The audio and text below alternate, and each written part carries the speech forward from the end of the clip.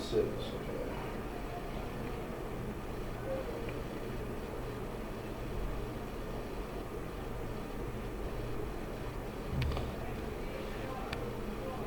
Well, good afternoon and welcome to the Canada-Bermuda friendly match here at the National Sports Center.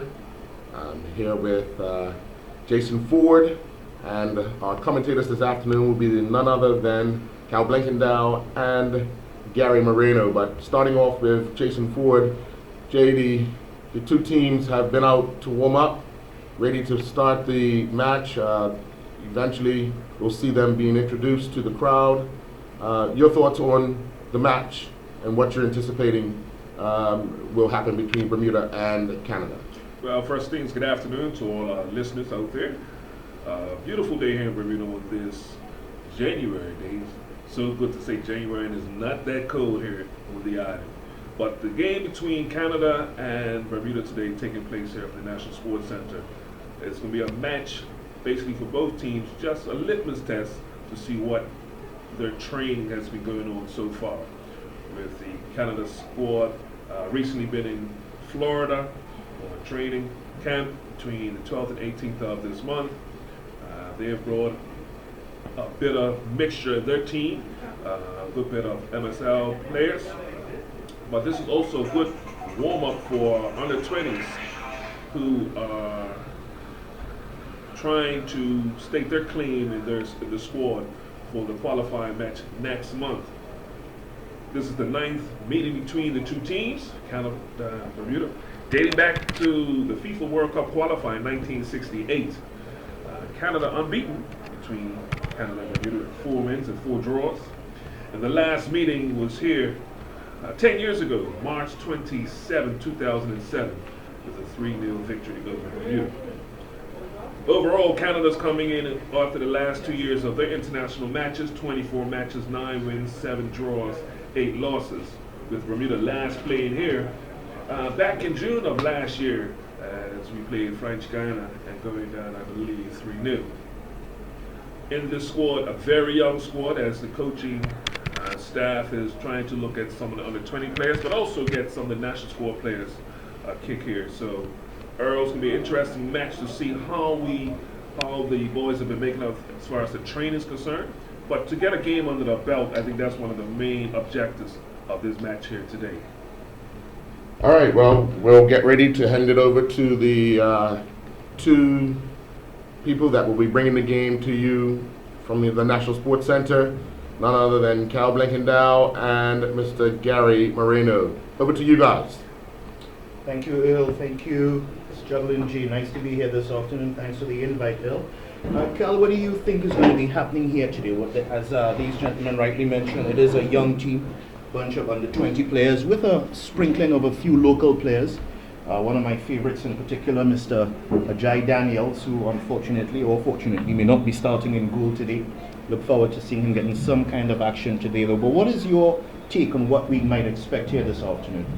Well, the take is the under 23, primarily under 23 team, getting ready for the under 20 continuation of the World Cup qualifiers. Bermuda's looking to go there and proceed to the next round. So it's an experimental team playing against somewhat of an experienced Canadian team who've had some tough matches. Haven't seen them go to Morocco, play South Korea. So those are former World Cup participants.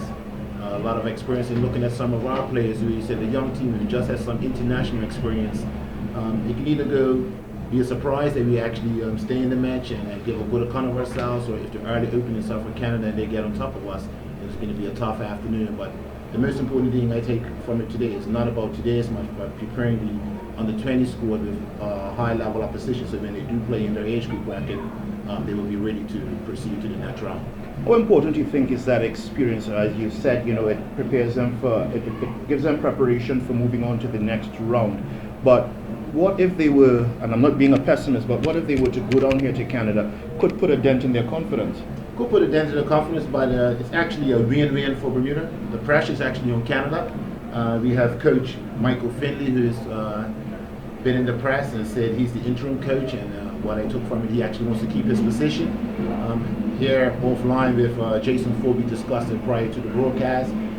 Canada should be looking to come away with probably 3+ goals. That would hopefully solidify his position a bit more. The longer Bermuda stays in the match and has a favorable result, 2-0, or hopefully a win, that would actually be a serious issue for him to go back and actually say, you know what, I should be the full-time head coach of Canada. Bermuda, you put Bermuda next to Mexico, who they've played recently, Morocco, South Korea. Bermuda does not fit into that bracket. They had a tough loss to the USA 1-0 recently. So I think for them it's like an opening of the preseason, getting ready for the competition, and also for the MLS players to actually say, you know what, this is getting the legs out, stretching for the upcoming season with that division and international competition growing more and more.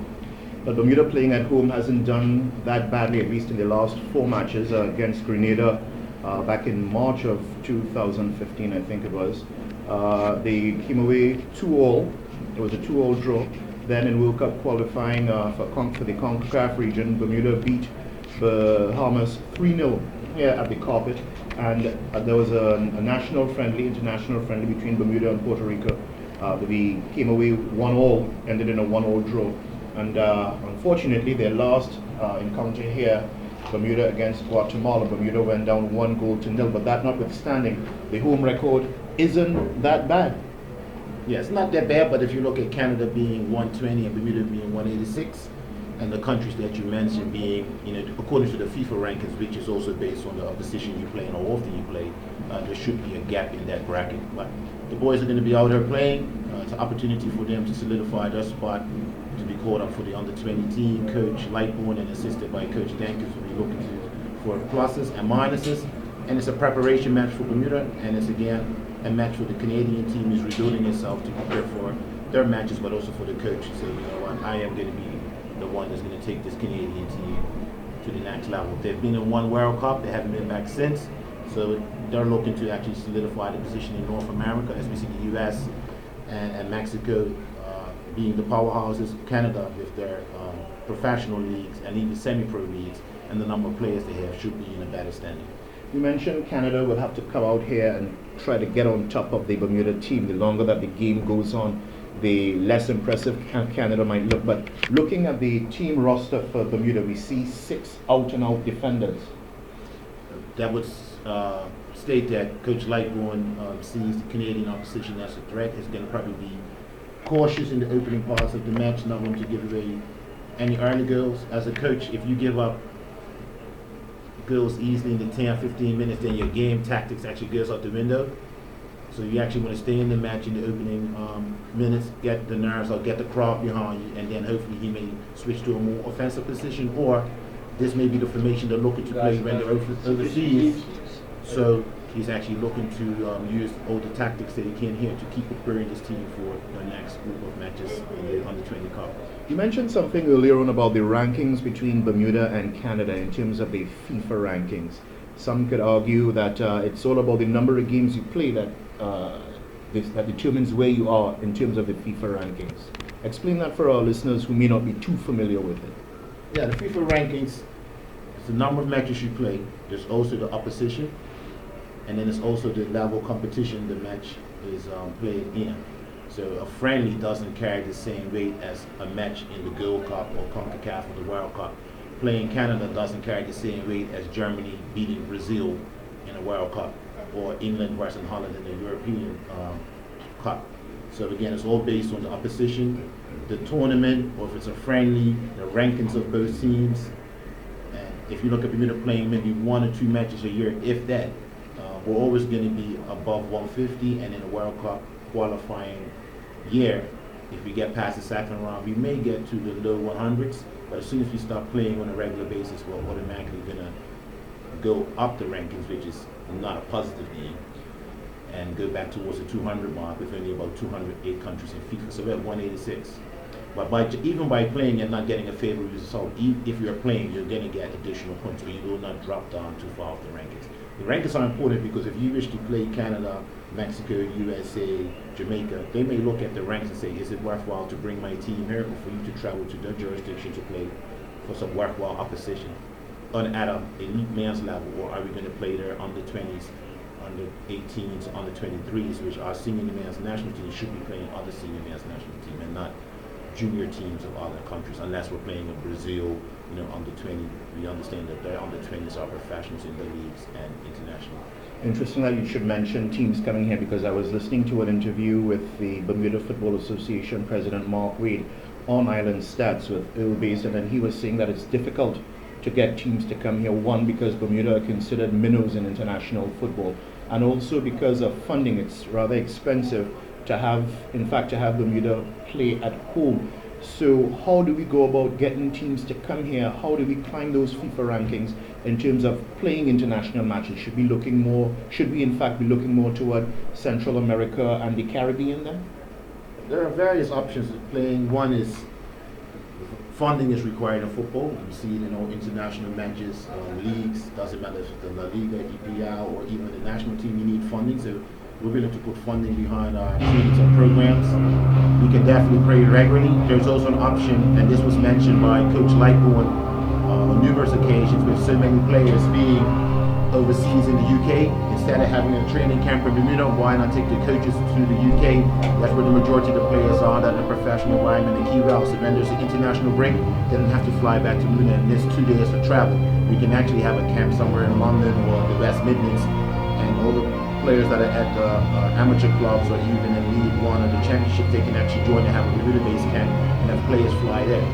The other option would be to maybe play more in a collegiate environment, to have the best Division 1 teams come here, subsidized by the Bermuda Tourism Authority. Playing our senior men's team will provide a high level of opposition and at least keep our players engaged in training and in a team unit. I hope that the Bermuda Tourism Authority, or someone from the Bermuda Tourism Authority, my good friend Mr. Glenn Jones, is listening. Sounds like a very good idea to me, Cal. We have a number of players, in fact, a number of Bermudians out there playing in the collegiate leagues, Division 1 football and so on. We have young Donovan, who's at Dartmouth, Ezekiel Lewis, who just graduated, who's graduated and has now been drafted into the MLS. So not perhaps the Division 1, playing against the Division 1 teams could be a good proving ground for the Bermuda national squad. Yes, I mean, if you look at this, men's national team today, the majority would be collegiate players are eligible to be in college. So it would be a good test to play against teams coming in not only from a preparation level, but also for the exposure to collegiate coaches to continue to offer our young men and women scholarships. So it's the academic and athletic side. Bermuda means by preparation, we mean by getting our young people into an academic environment, and the public means because we are here today because we want to see more matches, and we need more matches to stay relevant.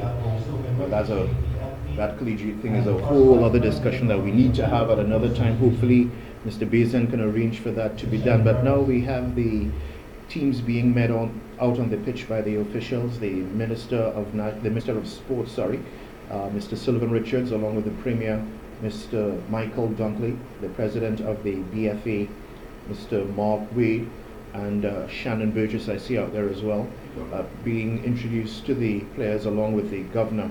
So we're just about, how long before kickoff? It should have been at 3. So we are running a bit late at the moment. Let's talk a little bit about the Canadian team. They seem to have a number of pros with them here today, a number of uncapped players as well. We're starting with the goalkeepers. Callum Irving, who is with the Ottawa Fury, he is uncapped, along with Sean Melvin of the Vancouver Whitecaps. We have defenders Nana Atakora, he plays with the San Francisco Deltas. Dejan Jakovic, he is unattached. We have Wanderly Lefebvre of the Montreal Impact. He is a defender. Maxime Tissot, unattached, also a defender. And Marcel de Jong of the Vancouver Whitecaps. The midfielders for Canada today, Tisho Akindele of the FC Dallas Football Club. Kyle Brecker, he is unattached. Marco Bustos of the Vancouver Whitecaps. Jay Chapman, another uncapped player from the Toronto FC.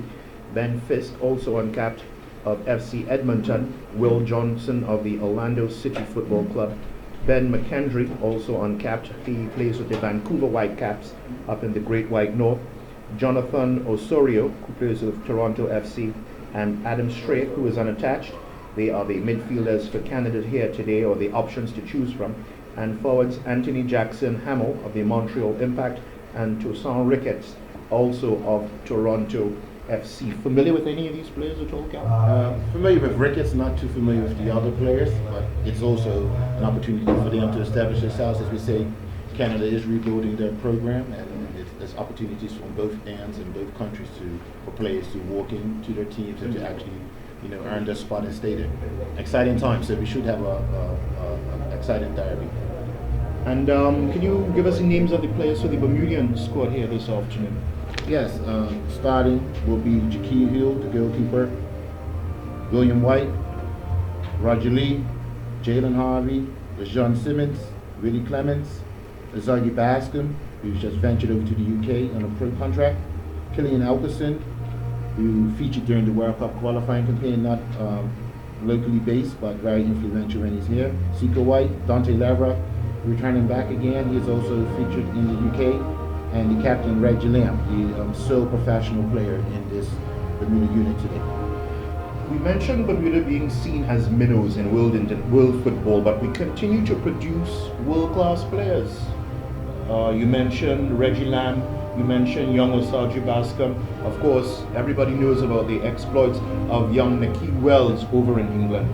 What is it that is preventing us from climbing those rankings, apart from producing talented individual players, taking it to the next level and having a cadre of quality players that can represent this country and increase Bermuda's presence in world football?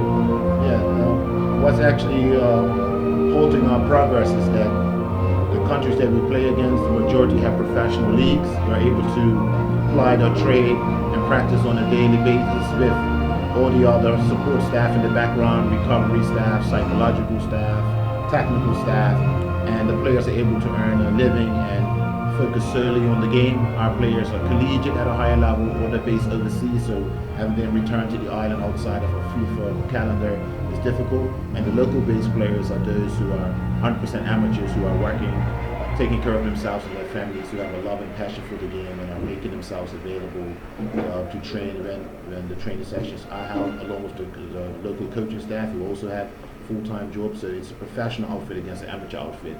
And until we change that, it would always be second best for us to think we're going to compete with everyone. But we can get those talented players that are here overseas, and they can become full professionals in their own right, even though the majority of our players locally will not be professionals. Do you think then again we should be looking at Central America and the Caribbean, where there are professional leagues? The players there perhaps may not be the likes of an Arsenal or Manchester City, but they do get good breaks to go overseas. Many of them wind up in Europe, again not in the EPL, but they end up in Holland, they end up in various leagues around the world, including in Japan and such. And that experience, perhaps not as strong as some would like to see as with the EPL, but it's international experience and professional exposure nonetheless. Yes, any league outside of Bermuda that's going to be in a professional environment will elevate the player's game. Just the exposure, having to perform at a high level with some real expectations from an economic standpoint for the club they're going to, the fans, the culture, the daily sessions, travel as well. Canada's here, a 2-hour flight possibly coming to Bermuda. Our players do not travel that often together, and if they do, it's once a year. And every time we do that, they're starting over. This Canadian team has traveled to, outside of their comfort zone, to South Korea. They've been to Morocco. They played in Mexico. So coming to Bermuda is like second nature to them. It's an English-based speaking country. I think the food will probably be very similar. The climate is outstanding for anyone coming from Canada at this time of the year, where 4 degrees is warm. So our players have to do it on a regular, and we have to do it as a unit. We have talented individuals, but to play as a team, you have to train day in and day out. And it doesn't matter if you're Chelsea or if you're Bermuda. If you're not training together, it's hard to have those insights and automatic understanding between each other and even the coaching staff if you're not doing it on a regular basis. Putting a team together for a match is fine, but you can't expect quality by doing it now and then. It has to be continuous. All right, Bermuda has won the toss, so they're going to be kicking off. They're going to be playing from left to right. Remind us again who the starting 11 is, and we see Osaji Bascom in the middle. Yeah, it looks like Bermuda's playing a 4-2-1-3. Two very deep central defenders. Looks like 3 across the midfield. Soggy Boston playing the number 10 role, leading the line with Reggie Lamb close to him. We'll see how the opening minutes turn out as this new unit team and it's under 20, basically under 23 team, so the coach may have placed players in different positions thinking about their next opposition, but also making sure that they're able to compete with Canada in the opening minutes of the game. So the game underway. Bermuda seem to have been enjoying the better of the exchanges so far, but we've just had an infringement blown against Bermuda. Quick free kick taken. The referee calls the ball back. That would be number 17 for the Canadians, Marcel de Jong, who is the skipper of that team. Playing the ball back to the midfield to his number 10, Jonathan Osorio. He tries to play a ball forward, but it's intercepted by the Bermudian defense. There, number 3 for the Canadians. That would be Atakora, breaking up the play. The Canadians seem to be playing very high on the pitch here this evening, pressing Yes. the Bermudians well within their half. Yeah, at the moment, the entire Canadian team, par 1, is in Bermuda's half. Bermuda pretty much deep in the half, taking it cautious. Canada now taking a little bit of the leading role, passing the ball around the pitch. Opening minutes of both teams will be nerves. Bermuda not looking to venture forward too fast, trying to keep it compact, making sure the ball stays in front of the entire team so they can see and then press when needed. And at the moment, Reggie Lamb is looking to just try to shut out the channels by running in between the two center halves, trying to cut out some of the passing lanes. Number 10 for Canada playing it forward. Now Canada heading into the 18. Ball played through. First shot should be coming on goal. Number 14 tries to square it back. Canada still in possession. Bermuda defense foul with That would be Willie Clemens clearing the lines for Bermuda. Ball making it to Reggie Lamb, but he's quickly blocked out by the Canadian centre-back, the number 4 for Canada. That is Dejan Jakovic, who is one of the uncapped players, getting his first cap here for Canada today. He holds the ball over to the right side of the defense, looking for options, very limited. Bermuda pressing now, unable to win the ball off of Canada. They are playing the ball around at the back, showing a lot of confidence in defense as they play that ball over on the right side of the field. Switch back to the number 8, Mr. Will Johnson, who plays a long ball forward. It's taken by the captain, number 10, Jonathan Osorio, who again looks for a cross, gets one in, but the goalkeeper, Jaquil Hill for Bermuda, gets to the ball first and putting an end to any threat that the Canadians may have mounted with that attack. Tosin Ricketts, the target of the skipper, however, not working out for him. Bermuda back in possession, playing a ball out to the number 8, Will Johnson. Johnson switches it back in. Reggie Lamb now on the ball. He is robbed of it there by the Canadian defense. The ball goes across the pitch now. Ben Fisk of Canada playing it back to his number 4, Dejan Jakovic, who holds onto the ball, makes some way forward. The ball is now out on the right wing again. They seem to be focusing on that right wing. Yes, early opening tactics is pretty positive for Bermuda. Canada's been having to rely by playing the ball out wide to the pitch and trying to hit a long ball to either the overlapping fullbacks or the winger. This is allowing the Bermuda central 3 to actually be able to see the ball in full flight and then press when needed. So it's a good tactical decision by the team thus far. Once Bermuda has the ball, they're trying to counter pretty swiftly, but it's very difficult with only Reggie Lamb leading the line next to Sergei Bassin, so they're going to have to be patient and probably rotate the ball around a little bit more, not play as direct to attack Canada, and get Canada to actually chase the ball a little bit and open up the match. But at the moment, the tactics from Kyle Lightbourne, Coach Lightbourne, seems to be working in the opening 6-7 minutes. Would you describe it as a more defensive approach to the game? Yes, definitely more defensive approach. We are at home, but as we've known in the past, this is a quality opposition and we need to stay in the match to give the boys, as you said, confidence, but also to work on a tactical plan. And this whole match is about using tactics, preparing for their next round of matches. And the longer the match stays 0-0 or we are able to take a lead, we can actually play to a game plan and not chase. Dante Levrock and his the other members of the defense don't seem too perturbed or too intimidated by the Canadian defense. They're holding their own. The number 3 for Bermuda, William White, just playing the ball into touch. Canada wins a throw on the far right.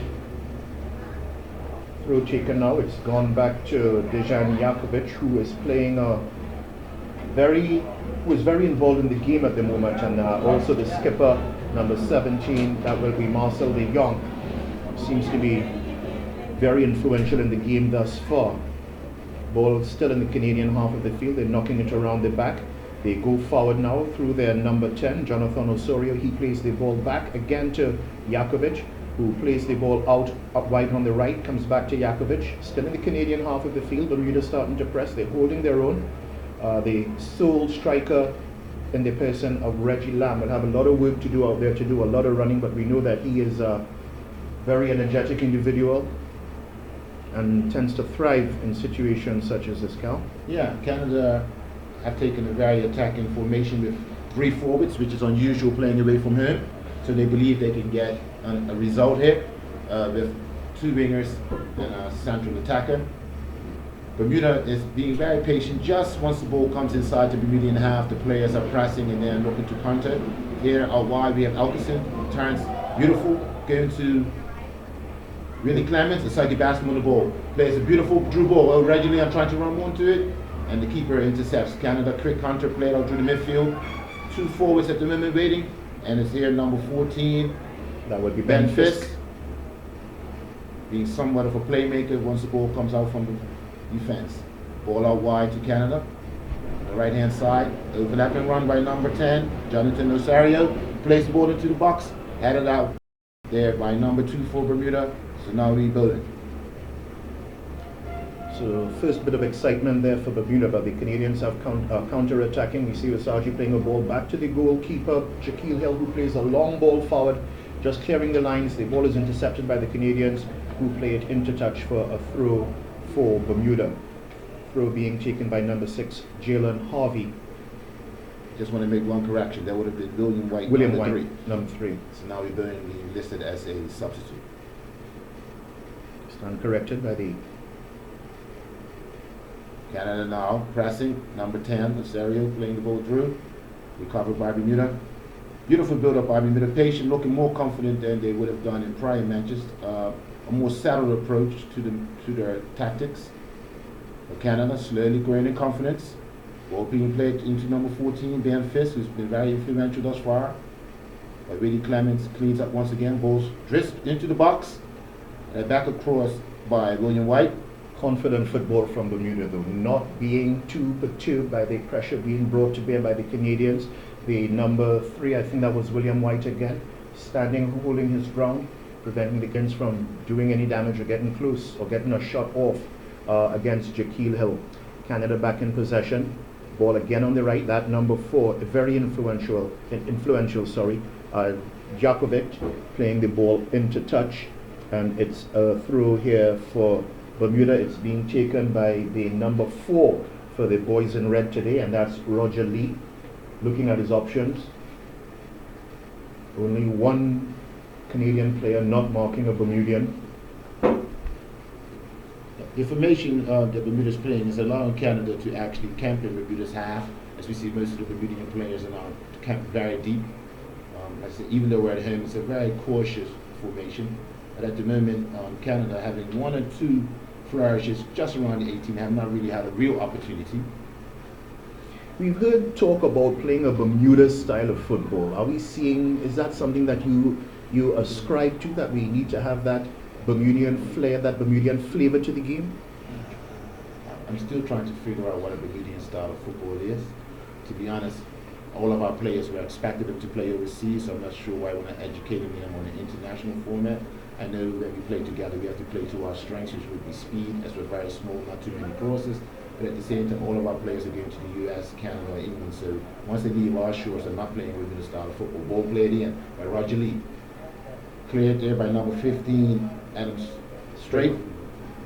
And the ball's going to Dante Larrock. He plays back to the goalkeeper, Shaquille Hill. Shaquille Hill clears his lines. Strong-headed defense. Ball into the second basket. Flick behind the heel. Reggie Lamb racing towards the 18. Intercepted by the captain, Marcel de Jong. He clears his line again. So Bermuda coming into some possession, looking very confident. Willie Clements on the ball. Directed to basket. Beautiful step what over. A beautiful play. unfortunately for him, the ball went straight to Yes. the goalkeeper. Bermuda starting to come into their own, Cal. Yes, it was seen by LeJean Simmons, but the speed of the ball was just a bit too much, but that's a positive note. Now, once we get the ball, we're looking not to play square passes, but looking to play forward, which will slowly push Canada back. You see now in possession there, just outside the final third, where they were previously inside of Bermuda's half. So Bermuda now pushing their defensive line up a bit, which would be attractive and for Coach Lightbo. And as long as the ball's away from our final third, we'll look more likely to score. Canada attacking on the left side with Ben Fiss. Good interception There, there. Marshall. And we have Dante Laverack into Clemens. Clemens takes his time on the ball. Beautiful crossfield ball to Alkerson. Alkerson gets there first. Lays into Basson. Basson very influential. You can see his nemesis. You can see that it's the Bascom family trait. Confident on the ball. That is Andrew, Herbie, or David. Not worried about that. Ball into Lamb. Lamb holds off, tries to turn, still in possession. No one to take the ball off him. Players out wide to Alkerson. Alkerson going into the match. We're moving a little bit static at the moment. Yes. Driving into the box. It's LeJean. Races into the 6. And Gets there. But it's slowly very further by threatening run there by Bermuda. Very threatening run, and all beginning with young Bascom, as you mentioned, spreading the field apart and creating opportunities for the Bermuda. Well, the one Bermuda forward and in the person of Reggie Lamb, and the other midfield players coming into the box there and opening up the Canadian defense. Shot going off of the Canadians for a corner to Bermuda, and it's being taken by Osagi, who is going to swing it into the box, not playing the short one. Ball came into the box, just missed by Dante Laverack. His height. Bermuda goes ahead! 1-0 to Bermuda! And the man doing the damages. Ball was initially missed by Dante Laverack, came back across the box, floated back in, and Jalen Harvey heads in the middle of the goal, straight past the keeper. So that goal coming in what, the 23rd, 22nd minute of play, coming off of the head of Jalen Harvey. Actually Jalen scored that. That was a right foot shot into the top of the net there, giving the Canadian goalkeeper no chance whatsoever. That would be Mr. Sean Melvin, tasting some of the Bermuda flavor that I mentioned just a short time ago, Callan. The Bermuda flavor that we hear people talking about, some coaches talking about the Bermuda style of football, is that quick, skillful level of kind of football. I went on a trip with a Bermudian team to Spain one time, and our boys were able to match the Spanish players skill for skill, but tactical knowledge of the game is what was lacking and what enabled them to hold the advantage over the Bermudian players. Yes, Canada here on the right, looking to get back into the match. Intercepted by White. Zaggy Bassam again plays a beautiful one-touch pass. Ball played out wide. Bermuda now growing in confidence with Lee, Roger Lee, returning from England. On the right side, plays into Lamb. Lamb races into the box. Cleared again by Canada. Laverack having grown since being overseas, first in Harrisburg with David Bascom, now looking to continue his career in the UK, having spoken to his mom. Bermuda going confidently. That goal was the best attack of the match by both teams. By both teams so far, yes, and it proved quite beneficial for Bermuda, quite fruitful in the end, putting them ahead 1-0. But young Bascom seems to be growing in confidence every time he touches the ball, proving to be a thorn in the side of the Canadians thus far. This man, Jakovic, most influential for the Canadians. Everything seems to come through him from the back. Looking again for his captain over here, but the ball plays instead to his number 17, Marcel de Jong.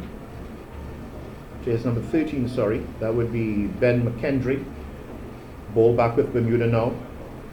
Interestingly enough, to send Ricketts, who's one of the most experienced players in this team, who's playing as a forward, is actually dropping back deeper, almost into close to the center midfield just now to pick up the ball. So it means he's getting frustrated that he's not Getting the service that he wants. And if it's coming to look for the ball far away from our goal, it means our back line will have more time to actually get the ball to their feet and play out. So Bermuda growing in stature, knocking the ball around confidently, Osagi Bascom being the main link.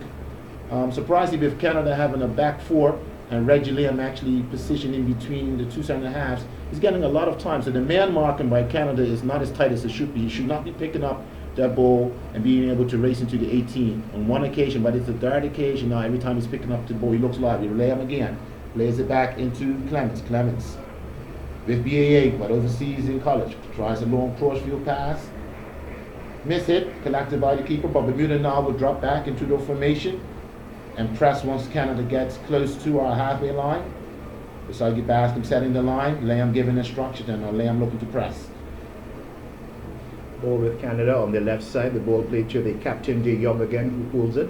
Looks for a player to get involved. Plays the ball back to his number 15, Adam Strait. Straight now to the number 7, Kyle Brecker, but is intercepted, and the ball is now with Reggie Lamb going forward. Beautiful goal there by Clemens. Usagi Bascom into the 18. He will shoot! Blocked here by Canada. Number 8 now bringing the ball out, Will Johnson.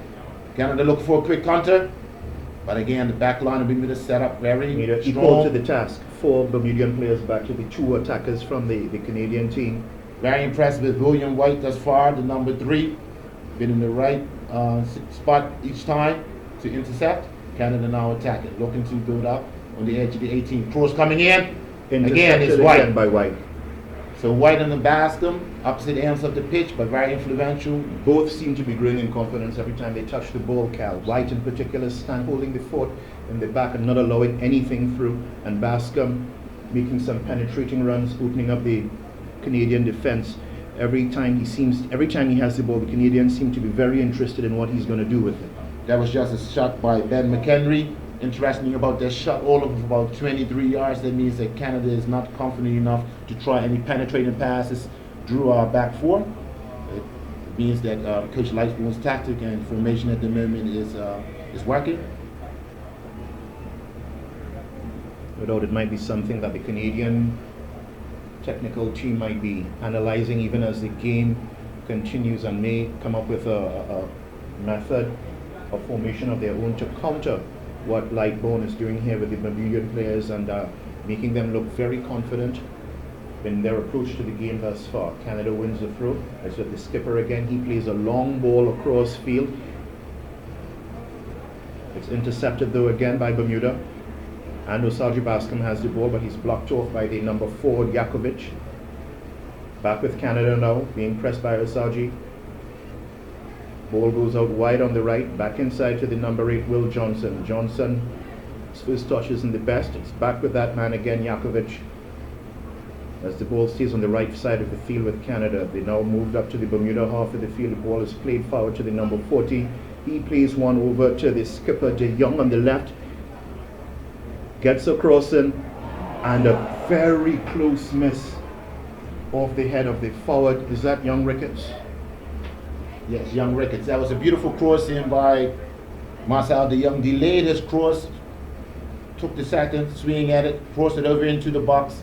Keeper was beaten by the ball and just had it over the bar. So we see the tactics there of Canada, that relying a little bit on isolating the 2 center halves, swinging the ball in. But positive one is we can see the ball coming from wide, so it was a misjudgment by the keeper, but they're not penetrating our central defenders line. So they're going to have opportunities and chances, but at the end of the day, I think this back four should feel very, very confident at this late stage in the first half about the way they're set up. Interestingly, Ricketts was able to get away from his marker, but he hasn't been able to do that before.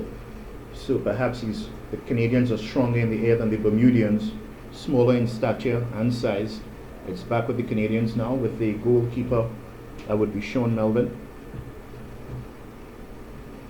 Ball played out, but it's intercepted by the Bermudian number 7. That would be Lejean Simmons. Plays the ball inside to Usagi Bascom. He just gets away from him. But with Simmons, who dribbles his way down the right side of the field, but he's intercepted by the Canadians, who come away with it now. Bermuda pressing though. Number 3, Mr. White, was that? No, that's number 16. That would be Dante Levrock, letting the Canadians know, hey, I'm here. It's not a simple case of just running past. The ball now deep in the Canadian half of the field. They play a long ball forward. It's back with Bermuda.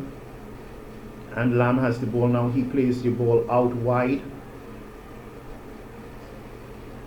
Bermuda still in possession. Ball with our number 8 now, Willie Clemens. Clemens holding on to the ball, going forward. No one going with him at the moment, so he plays the ball back. And Bermuda maintains possession here, looking very confident as the game progresses. Yes, been very impressed with number 15 for Bermuda, Zico White, playing that defensive line, and once Bermuda's in possession, he actually joins the midfield. So what's happening with Canada is that once they try to penetrate, we are outnumbering them in midfield, so they have to play the ball wide. So we have a back four, and then we have a screen in front of the back four. So even if they try to isolate down the wings, it seems as Roger Lee and both Jalen Harvey are having the battle of their two attackers who are playing on the wings. So again, the formation adopted by Kyle Lightbourne, the coach for Bermuda, proving quite effective, Cal. Canada on counter now, number 10, drifting into the box. Ball played out wide to number 14, Ben Fist. Across the box, missed by Bermuda, shot on goal. Beautiful save by Jaquia Hill. But again, the rebound. Unfortunate It's put rebound, into the the ball net. coming to Canada Canada. now, And it 1-0. goes number 10, that would be Jonathan Osario, putting the ball into the back of the net for Canada in the 30th minute, I think it is. So we're all even here at the National Stadium. So just as we mentioned, even though there was a penetration through the midfield, they played the ball out wide and the ball was swung back in. So Bermuda has to now know that the wide defenders lead and hit Jalen Harvey. They have to get a little bit tighter on the wide players, not allow them to swing that ball in, but maybe to play the ball back. So it's more going to be a 1v1 setup. That all depends on the quality of Lee and Harvey to actually start penetrating runs down the flank. The central pairings doing their job is now for the wide defenders. Maybe they need a little bit more support of Alkerson to support in a defensive situation once they do get into our final there. But 1-1 at this late stage in the first half, we were probably expecting Canada to be the more dominant team, but Bermuda's put on a good showing thus far. Holding their own and making the Canadians, making a contest of this, not giving the Canadians free run at all, even though it might be said that that goal was against the run of play because the Bermudians had been enjoying the better of the exchanges thus far. So the ball with Canada now, it's a free kick taken to their number 3, that is Atakora. He plays the ball across to Adam Straith. Straith looking for space, going forward, given a lot of room by the Bermudian defense. The ball now into the Bermudian 18-yard box, and he takes a shot, and it's 2-0, just like 2-1, just like that. That guy Ricketts that you mentioned earlier, who he said we should keep an eye on, doing the damage. Again, missing a header earlier on, but now putting Canada ahead 2-1. Yes, at that time now, we just talked about it, Bermuda has a back four and a screen in front of the back four. The screen is there, but no one's pressing the player penetrating with the ball. Someone has to go to the player with the ball so that the other two can actually get into a position to make the second tackle. But they're all standing there and allowing the person to play forward, playing through the lines, and Rick is just spinning off the back. You see his experience, staying on side, not doing anything fancy, just spinning off the central defender, and the first time angle shot, a good shot as well, an angle shot to the far post, the keeper was beaten. And now, this is international opposition at international level. The game changes very fastly and very quickly. It's now 2-1 to Canada. Canada did not panic, having gone 1-0 behind. Maintain their composure on the ball and are now showing the benefits of that, where they're up ahead. They're up 2-1. And number 3 for Bermuda, William White, seeking to motivate the Bermudians, telling them, look, let's keep our heads, boys. We're still in this. It's not gotten away from us. Okay, let's see how Bermuda saddles now, having gone up 1-0 and now falling behind 2-1 in quick succession. I see the coaching staff is pretty calmly on the bench. Coach Lightbourne hasn't really moved with our technical director, Maurice Lowe, and assistant coach Denkins. So, as I said, the onus is actually on Canada to put in a real good showing here. Ranked higher at the FIFA level, international players. But and they're on the ball again, playing that ball in the box to Ricketts, but it's cut off by the Bermuda defense. The ball goes behind for a corner to the Canadians, who are taking their sweet time about this. Making his way over to the corner flag is the number 8 for Canada. That will be Will Johnson. It's been a fair match thus far, very clean, not too many harsh tackles.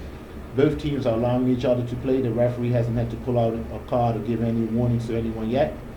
In the second half, if both teams actually continue this good fair play, they will see more goals. Now it's Bassett picking up the ball on the edge of the 18, Reeves 18, looking to spread it out wide.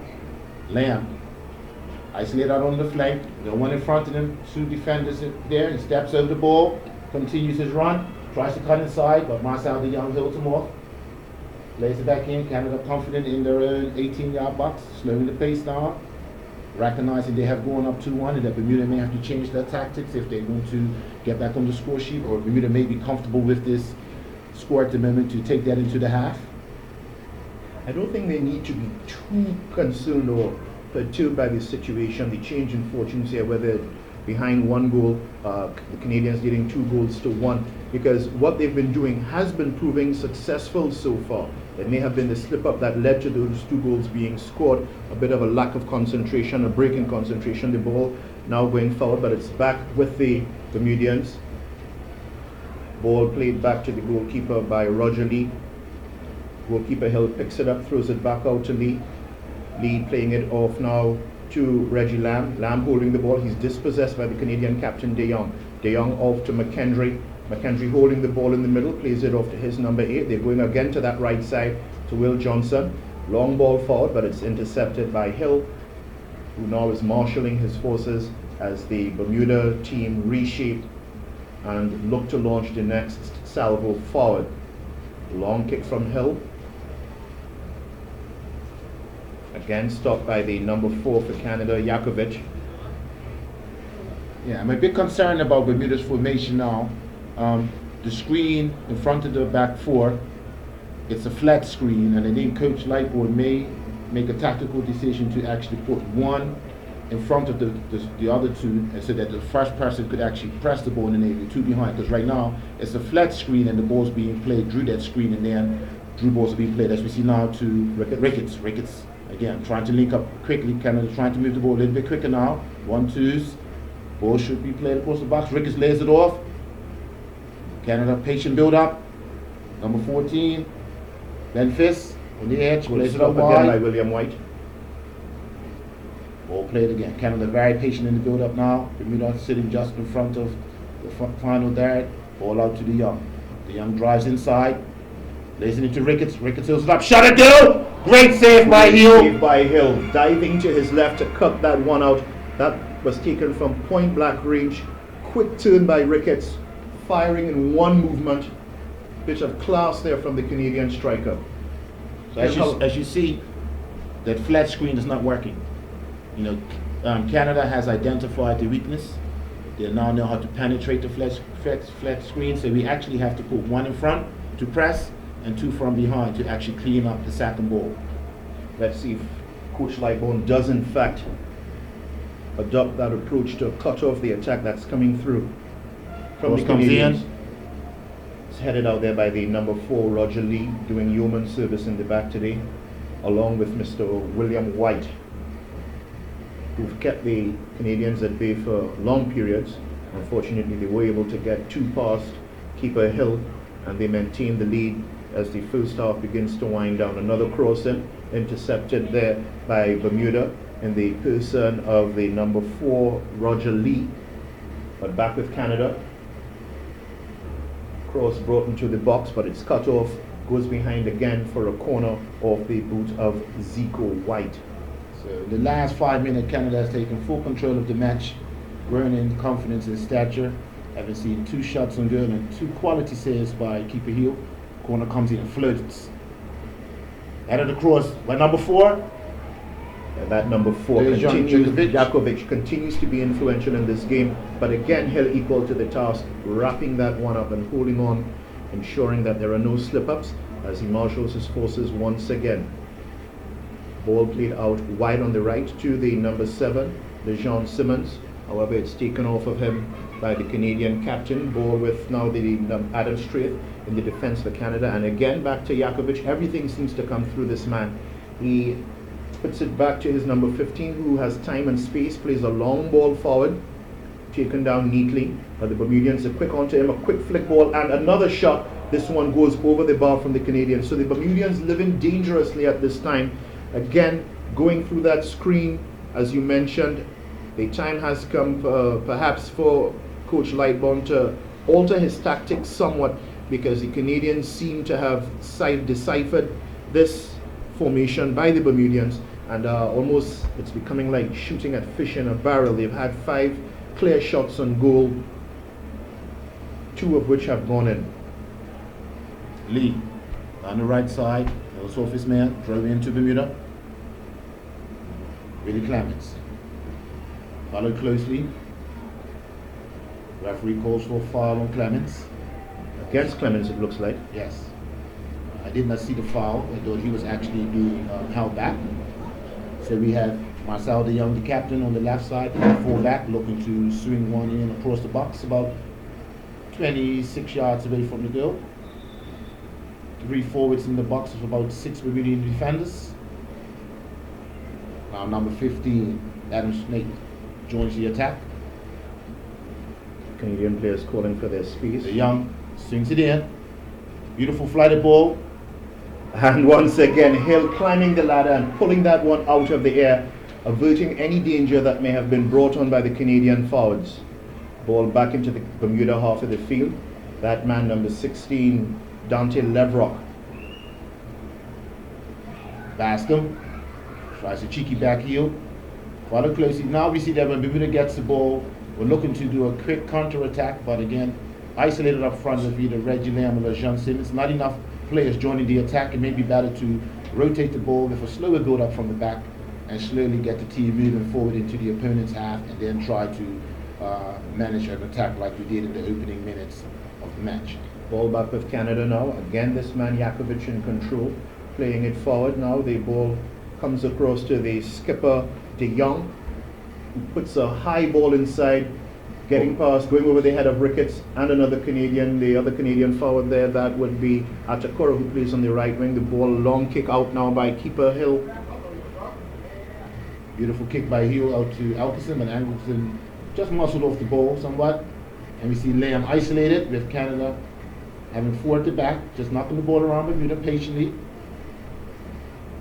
Harvey has one in. Simmons, Bermuda now getting a counter-attack here. Canada slowing the line down, something that Bermuda should be doing, looking to press and set that screen higher. Canada on the counter. Beautiful tackle there by Lavrock. And Zico White playing calmly, or giving away cheaply there. Ball played in one time. Poor pass. And Hill collects. Hill draws the ball out to Lee. He opens up. Plays to Simmons. Simmons looking for Bascom. Bascom Bascom in tried a to tussle get him there there. with the Canadian defender. What the Canadians don't have in speed, they make up for in size, and that is proving a bit of a problem for Bascom, who is not the biggest player on the field. Back with the Canadian captain De Jong. Flick over his head, taken down by the number 14 Fist, but he's robbed of it by Simmons. Simmons plays a beautiful cross inside and a header off of Reggie Lamb, which goes over the bar, causing some excitement in the Canadian defense, but eventually coming to naught, bringing the crowd to life here at the National Sports Center. That was an opportunity for 2-2. Beautiful tackle one by Lee, played in one time to Lejeune. Lejeune flighted the ball across. Perfect height for Lamb. Lamb just wasn't able to direct it onto the goal with enough power and direction. So the ball played into touch by Bermuda, through for Canada. Lee leaving it for his skipper De Jong, not Lee, sorry, Ricketts leaving it for his skipper De Jong.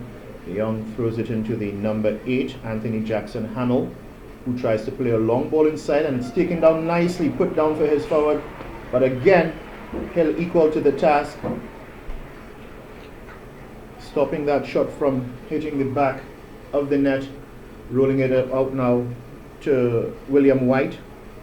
That was Canada's opportunity to add another goal to their score sheet. Bermuda having difficulties with long balls being switched from either flank.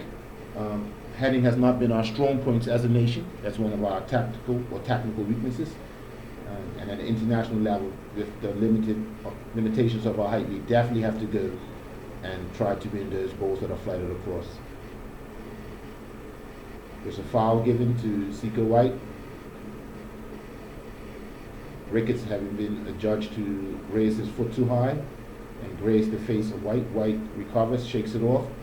Harvey will take the kick just outside Canada's half, flights it right into the 18, looking for Simmons. Simmons gets up, headed out there by De Jong. Canada attacking on the left flank.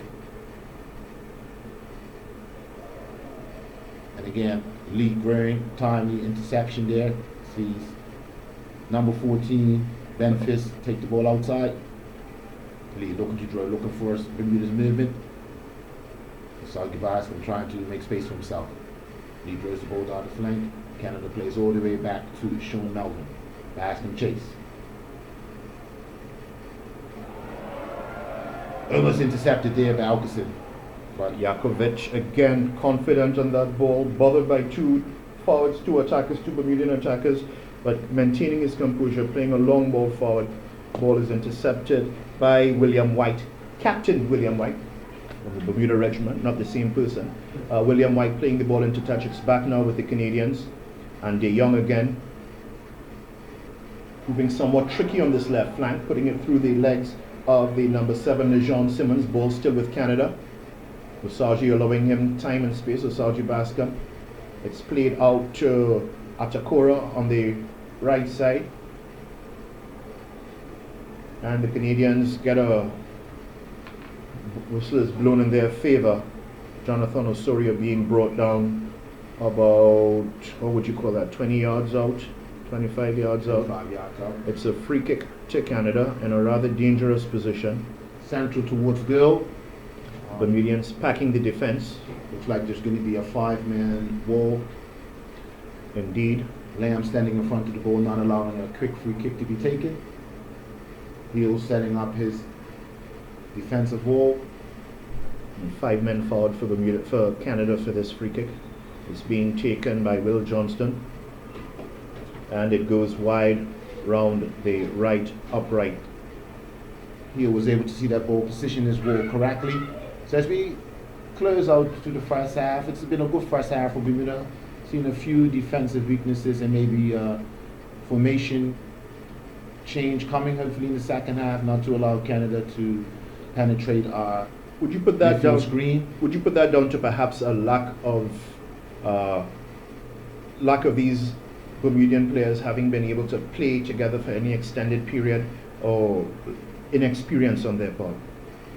I think a bit of both. One would be not playing together as a team, so just in certain situations, the automatic understanding between the players is not going to be there. And then secondly, just a lack of experience where, the MLS players and having played more internationals at a higher level, they would just have that experience that you can't get or you can't learn until you actually participate at a higher level on a frequent basis.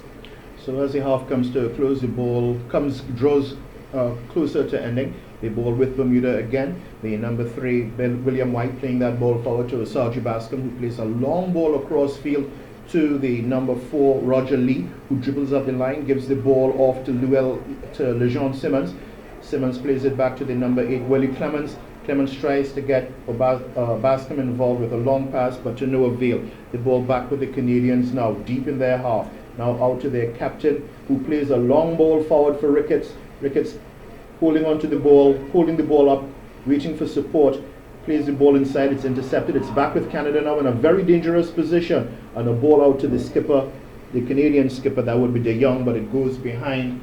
And a goal kick awarded to Bermuda. This could be the last kick of the first half.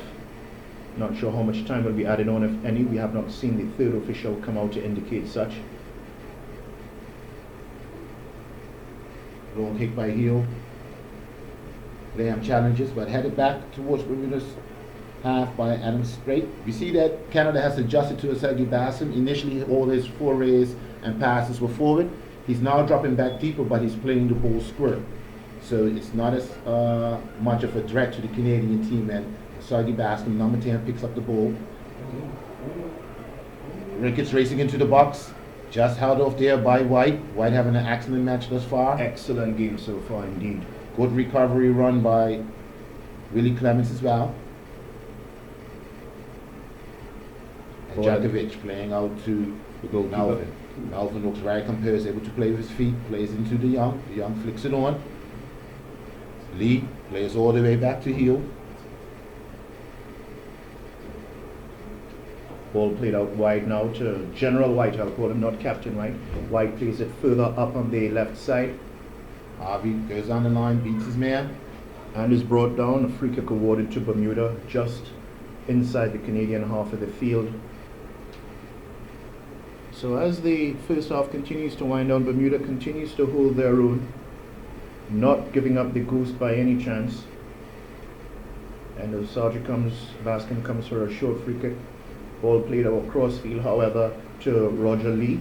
He maintains possession, takes control of the ball, comes forward, plays the ball back inside to the number 15. That would be Zico White. Zico White plays it back to General White, back towards Osagi, but it's intercepted, and now with the Canadian goalkeeper in the person of Sean Melvin, he plays it forward to his number 15, Adam Straith. Straith holds the ball, holds it up, plays it out to Osorio, one of the goal scorers. He plays it back, and now it's with the skipper De Jong coming down the left flank.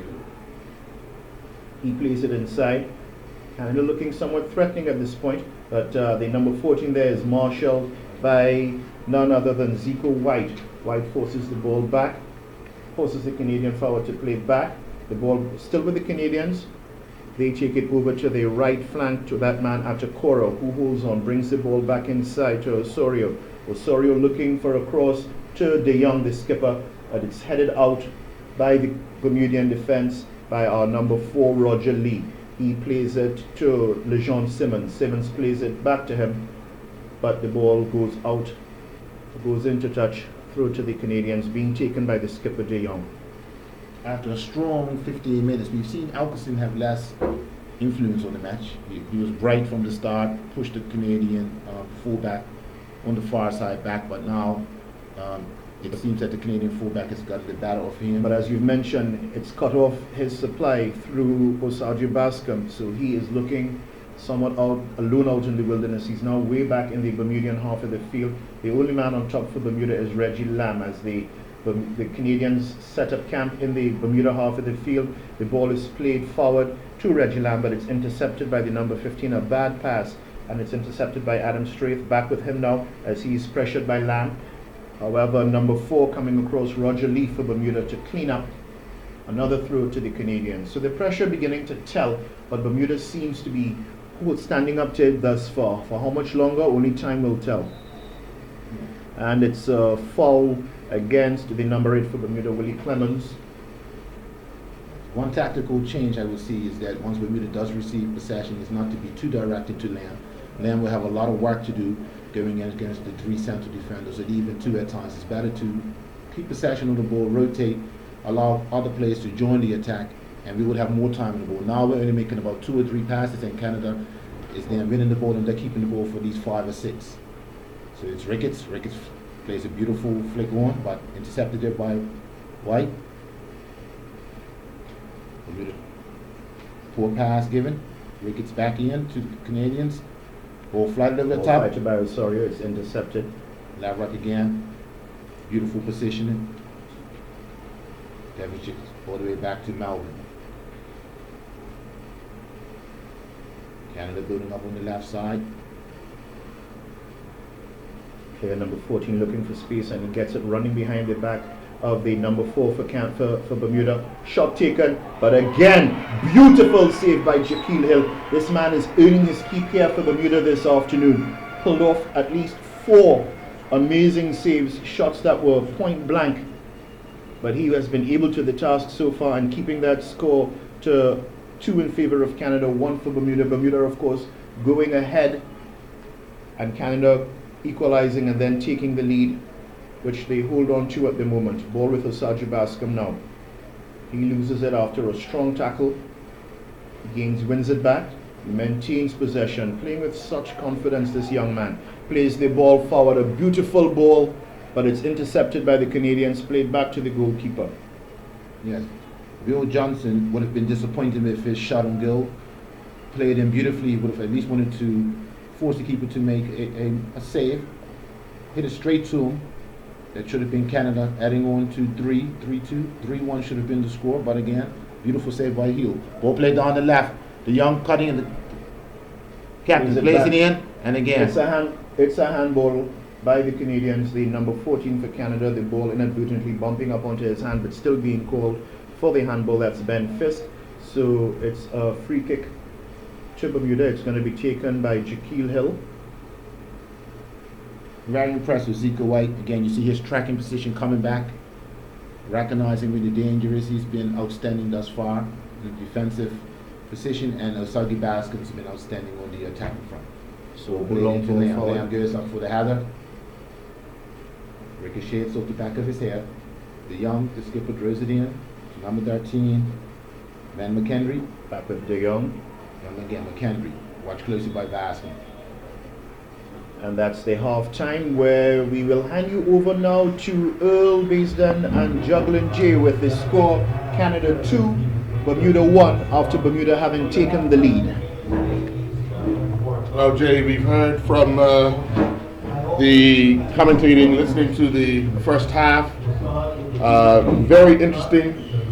Bermuda started off with a high tempo, high pace. We saw Usaji Bascom, Killianson, and just allowing themselves to be played freely. Canada identified it. This after Bermuda went up 1-0 and quickly closed the door. 2 quick goals in the space of 5 minutes to put themselves back in charge. Well, first things first, Earl, I think the coaching staff will be quite pleased with what they saw in the first half. Starting out the game, you never want the commentators, Cal Bacon down mentioned earlier, don't want to concede early. So they absorbed a lot of the pressure early, playing very deep in our half, but they was able to hold out Canada. Canada was making a lot of moves down the left side, especially with Rosario and the captain there. But was able to, by the time they was crossing over, William White and the guys in the middle, Harvey, was able to intercept. But then they changed their tactics a bit to go across the field over to the right-hand side, over to Ricketts. And they was catching Wilkinson going too far out the field, where he was working a lot with Ozagi. After that, we got our goal. And it sort of opened up the game a bit. Bermuda started playing a little bit higher. If you remember the first 10 minutes, we played very deep in the first 10 minutes. Now, let's go to the end of the half. Let's go straight to the end of the half. That's another thing our coach was probably looking at. How do we end the half off? Because you don't want to concede going into a half. And it's going to be very important when they come back into the second half, not to concede early again. Well, the one thing I noticed is from regular league play, a lot of players were playing in different positions. Made note of Zico White, usually central defender for Devonshire Cougars. Very disciplined in the position he was in. There were times early in the match, I think he was trying to remember everything that was told to him, so he was out of the game for about a 5 or 10 minute period, but then once he realized what he was doing, or what he had to do, it came easy for him to actually help out going forward and make his way back. The one problem that we're going to have is fitness level of the players as this game wears on. It's a hot day here at the National Sports Center. The tempo, if Canada want to step it up, can. That's the fear that Coach Lightbourne would have in the back of his head. He has a lot of youth on the bench, young legs, where guys can come on and add pace to the match. It's what else do the players that are on the field have left? Now, we've seen late in the match where Reggie Lamb was isolated up top by himself, balls up to him, and it was taking a while for the help to come. We saw Osaji Bascom have to drop back because that freedom he had early, they weren't allowing him to have that freedom anymore. They were putting the brakes on it. So we have to figure out how we want to manage this next 45 minutes. What is the intent?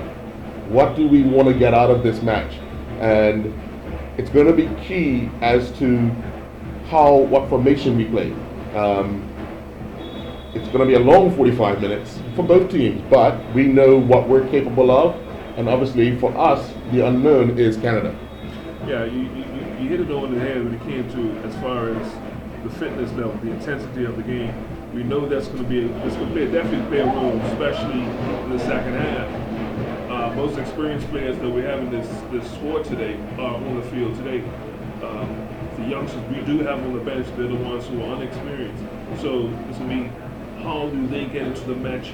Do they get up to game speed right away once they come onto the field? Also, I think that the coaching staff, we talked about our players, a lot of our players, some based home or some placed overseas. In college and one like Reggie Lamb, our only pro out here today.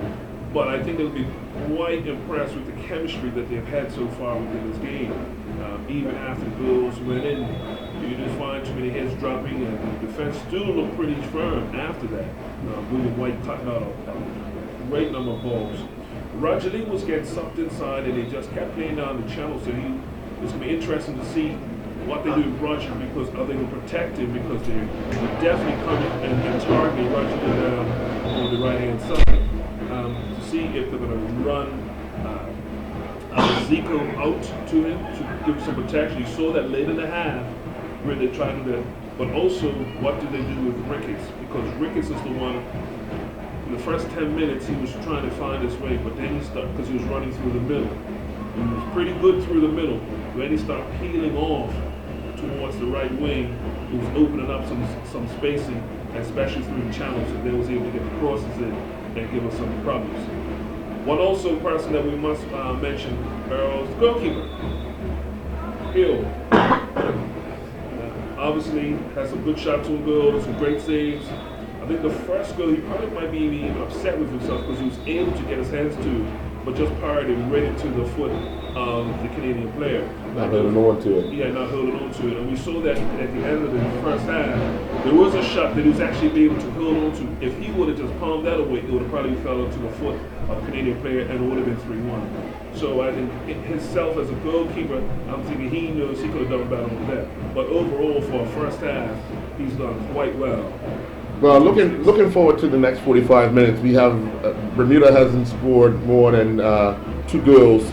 Only scored more than 2 goals once in the last 11 matches. So if we want a positive result to win this 3-2, we're going to have to do something we ain't done since 2015. That's when we beat Bahamas 3-0. The rest of the games have been 2s, 1s, and we haven't scored. So, it's one of those things where we're going to have to look to spread Canada open, look to be more positive in the second half, and that's going to be a tall order. But once again, that also depends on what the intent of the coaching staff.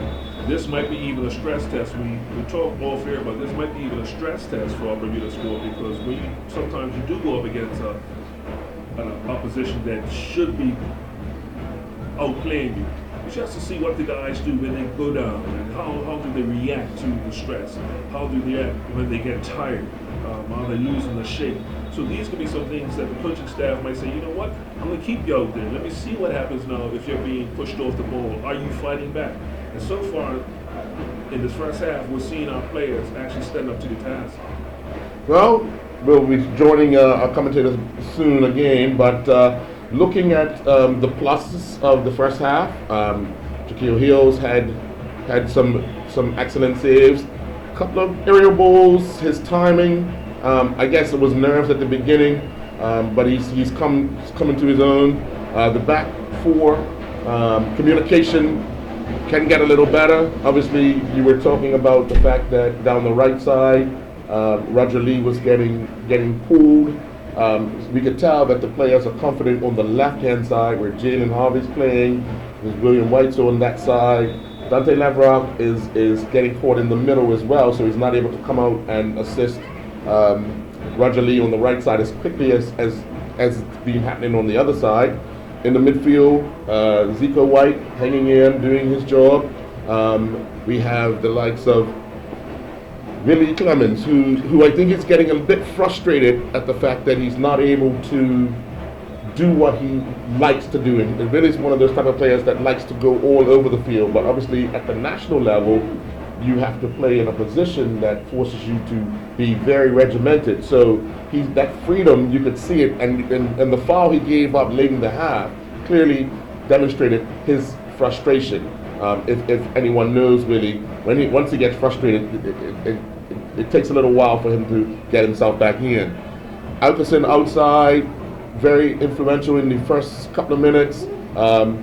Done a lot of chasing late in the match, almost had an interception that could have produced Bermuda's second goal. Obviously, the legs are not all that anymore. Lejeune Simmons, in and out of the match. Because of his height, I don't think he wants to go in and test those rather tall Canadian central defenders. Reggie Lamb is clearly showing that it's class where he's been playing in Division Two in England, that he doesn't mind the challenge, the physicality of the game, because that's what they play. Yeah. Well, let's go back to Willie Clements, and we looked at the first 15, 20 minutes.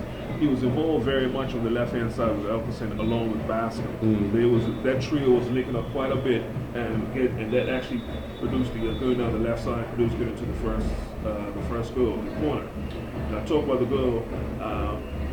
Bermuda done well to win the ball in the box and to start it on. Simmons, I think it's been interesting to see where Bermuda, because what was happening with Bermuda, Canada was having a lot of possession in the whole first half. It's going to be interesting to see if they're going to, because Bermuda got to a point where they're just releasing the ball in certain areas and telling Reggie Lamb go chase it down, or Simmons go chase it down, or even Elkerson, you saw that late in the half, go chase the ball down. So release the ball into their third and go chase it down. Be interesting to see if we can start knocking the ball around in the midfield and start winning some of those battles in the midfield by Clemens, you talked about earlier. If Bascom gets back, because we had a good little spread at the time, Bascom gets into control, and even Simmons getting into those lanes, those areas where Canada's actually giving it to him, but they're finding it very hard to get into that area. Well, more so, they were asking guys to go chase the ball, so it gives them a chance to regroup at the back. Yes. So it's one of those things. Now you can see, although Osaji Bascom is with Bristol City, he's playing in the under-23 academy team. You can see the level of, he spent time in Spain, he spent time in the UK, and you can see what he's able to do. It's coming back down to kind of Bermuda level. It's one of those things. I know Reggie's been through it. He's had his frustrations, but it's one of those things you have to understand. Not everyone is at that level in which you're used to playing. Not everyone's going to charge down the ball every time. So it's how you manage yourself, and also the coaching staff, how they work it out. Interestingly enough, during the first half, I happened to look out and see Andrew Bascom was there observing from a height to see if things were working out. I'm pretty sure he's made his way to offer some advice to the coaching staff on how things can possibly work out for the second half. We see some of the Canadian players returning to the pitch. We haven't seen the officials yet, nor have we seen the Bermuda team. But what are you hoping to see in the second half? Well, once again, I just see the chemistry between the back line, because one thing we've noticed over the years is that we need some easy goals. And we'll see a lot of miscommunication. So far, we've seen some great communication between the back four, and even the screen, and we're seeing Zika Whiteguy even come more into the game. I would love for that to continue. It's been interesting what under-20s are going to do, because once again, this is also helping our under-20s for next month. We only have two on the field at the moment, with the goalkeeper Hill and Bascom. So I'm pretty sure that the coaching staff is going to be looking to get some under-20s on the field, since it's usually international friends, to get them to game time, and to see where they are in their development and this structure that Coach Lightbourne has put up to the players. The challenge will be what you said earlier, it's going to be the physicality of the players when they get tired, obviously. But what we have as an alternative, and those are the acts that we don't know. That's the unknown we don't know, because some of these players under 20 haven't played at this level. Well, one change we already see is about to happen. We see Shane Hollis warming up, getting some shots at the goalkeeper during the halftime interval here, and he's stretching and warming up as if the decision's already made for him to come onto the field. So without a doubt, it's going to be a Bermuda change at the half, and once we get back to the commentary of the match, we'll get to see who Shane Hollis is coming on for. But second half, we do want to see what adjustments is being made for the Bermuda team and how they're looking to settle and get the best out of themselves for this next 45 minutes. Yeah, it'll be interesting what they're going to ask Shane to do, because just releasing the ball and a high ball to Shane Hollis is not going to be quite productive against a very tall Canadian side here. So he's going to be looking to run through the channels and running off of the center halves to get into the spacing and hopefully the ball will be along the ground to his feet where he can get to them and actually cause some damage, because we know he has the speed, he has the skill, but his ball's going to have to be close enough. It's not going to be able to win those battles in the air. So it'll be interesting how we're able to provide service for him going into the second half. One thing I did notice was the risk Bermuda were taking in trying to put the ball over the top of the Yes. Canadian defense. They were measuring it and heading the ball back, but I think with more speed going up top, with Shane coming on, I think they're looking for that one opportunity that the ball gets behind him, that he can use his speed to get behind the Canadian defense and get an attempt at goal. Shane started off the season on fire. Goals have dried up for months. Hopefully something like this can get him back started. But we'll see. We'll see how this goes. Both teams are returning to the pitch now. The officials are on. Let's turn it back over to Cal Blankendow and Gary Moreno for the second half kickoff here at the National Sports Center. Thank you, Earl. Thank you, Jason. Interesting change announced there or mentioned there by those two goodly gentlemen, Cal. We have Shane Hollis coming on. Not quite clear who he's on for. So he's on for Clemens. He's on for number 8. He's on for the number 8, Willie Clemens.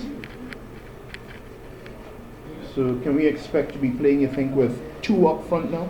I think the sole reason I can see Shane coming on for, he has the added pace, so he's going to be able to run past the Canadian defenders. But really, Clemens is very good with playing the ball over the top or being a playmaker, but he doesn't have that speed that Shane would have to actually go past a player. So Shane should be able to join Lamb in the attack coming from a deeper position. And Canada has also made a substitution. The Dejan Jakovic is off. The man who everything had been coming through is off, and replacing him is Wandril Lefebvre down on the left side of the defense for Canada. And they've also made a change in goalkeeper. We have Callum Irving coming on, replacing Sean Melvin. So 2 changes to Canada. And the ball is with Bermuda now. The number 6, Jalen Harvey.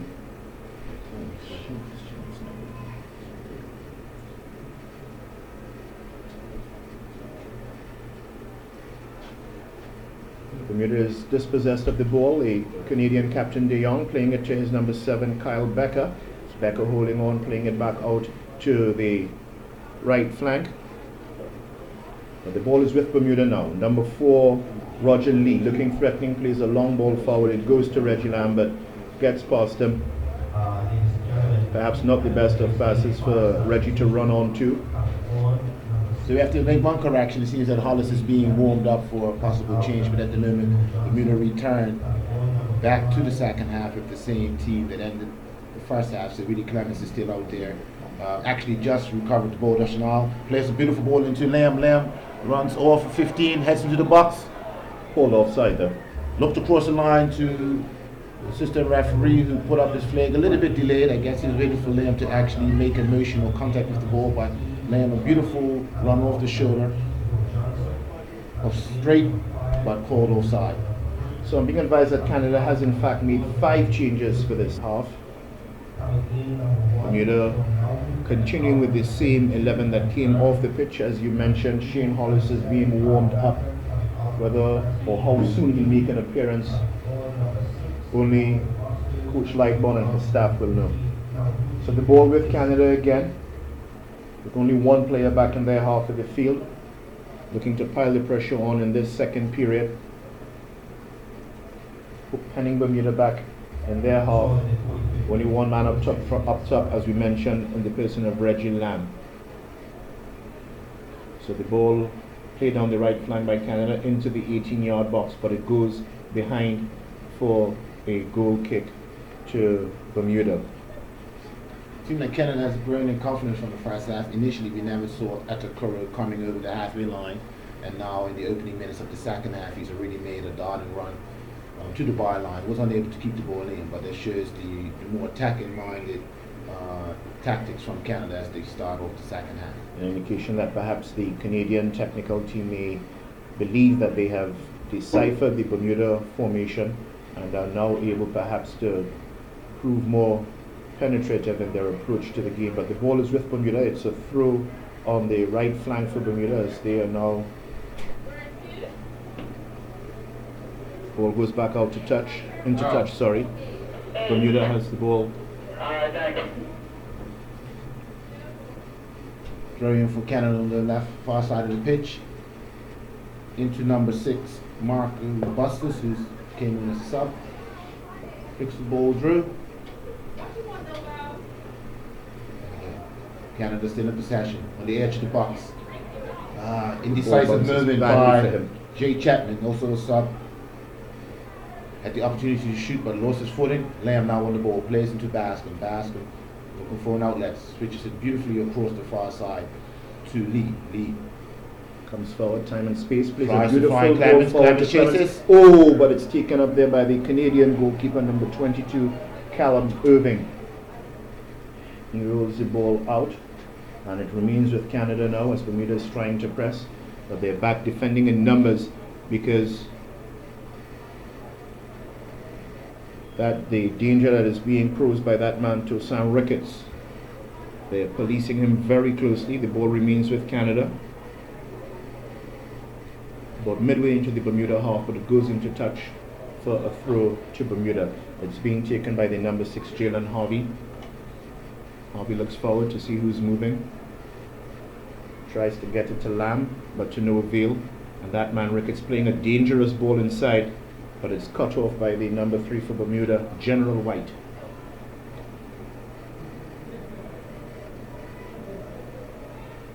Efforts coming to naught though as the ball goes into touch, a throw to Canada. Thrown forward to that man Atokoro, who you said is, as you indicated, is making some forays into the Bermudian defense, into the Bermuda half of the field as he wasn't in the previous half, in the first half. Some tricky play here from the Canadians, but ball quickly blocked off by the defenders.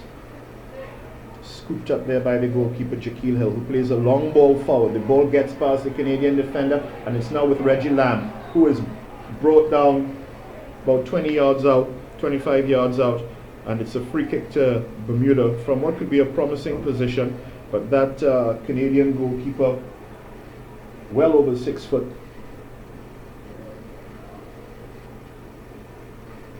Looks like Soggy Bascom and Willie Clemens on the ball, having a little chat with each other. I think Clemens is asking, for the opportunity, but he says Bascom is going to be the one to probably place a deft chip over the wall.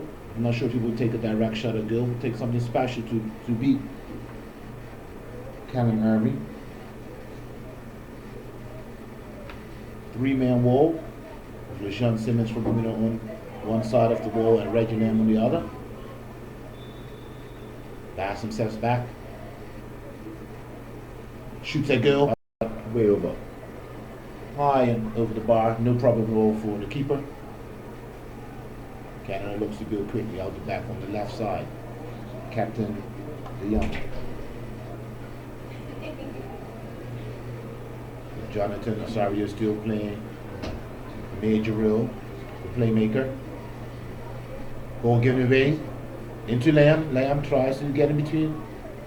Headed back there by number 5, Real Lafrey. Looked threatening there for a moment, but that was quickly dispelled by the Canadian defenders.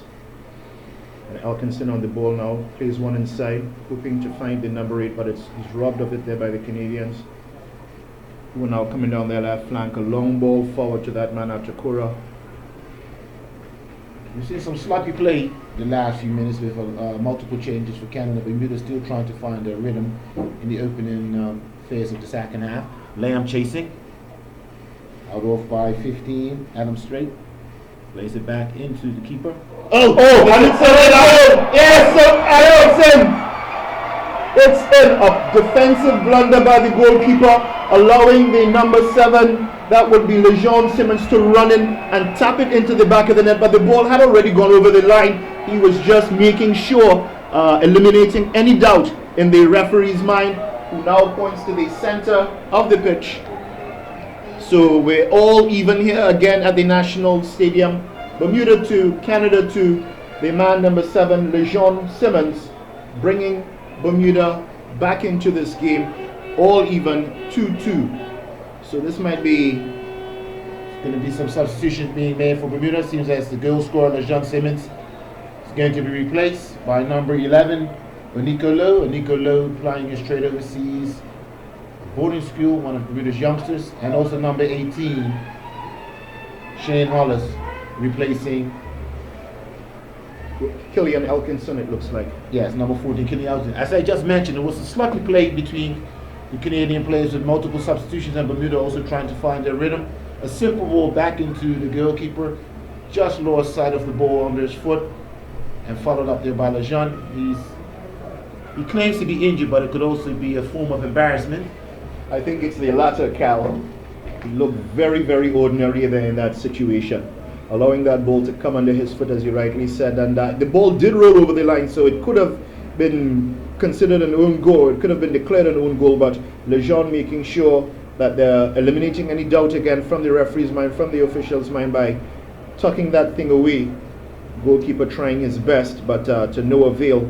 And we're all even Stevens here at the National Sports Interesting Center. note, Canada having made the change at the half, having replaced the goalkeeper, and the keeper that stepped onto the pitch and gave away the own goal that brought Bermuda back into the match 2-2 is now stepping off the pitch. So they will have to have a player, if they do not have 3 keepers in their ranks, coming to take the position between the posts. The goalkeeper is being steadily walked off the pitch, now being met by the St. John's ambulance staff.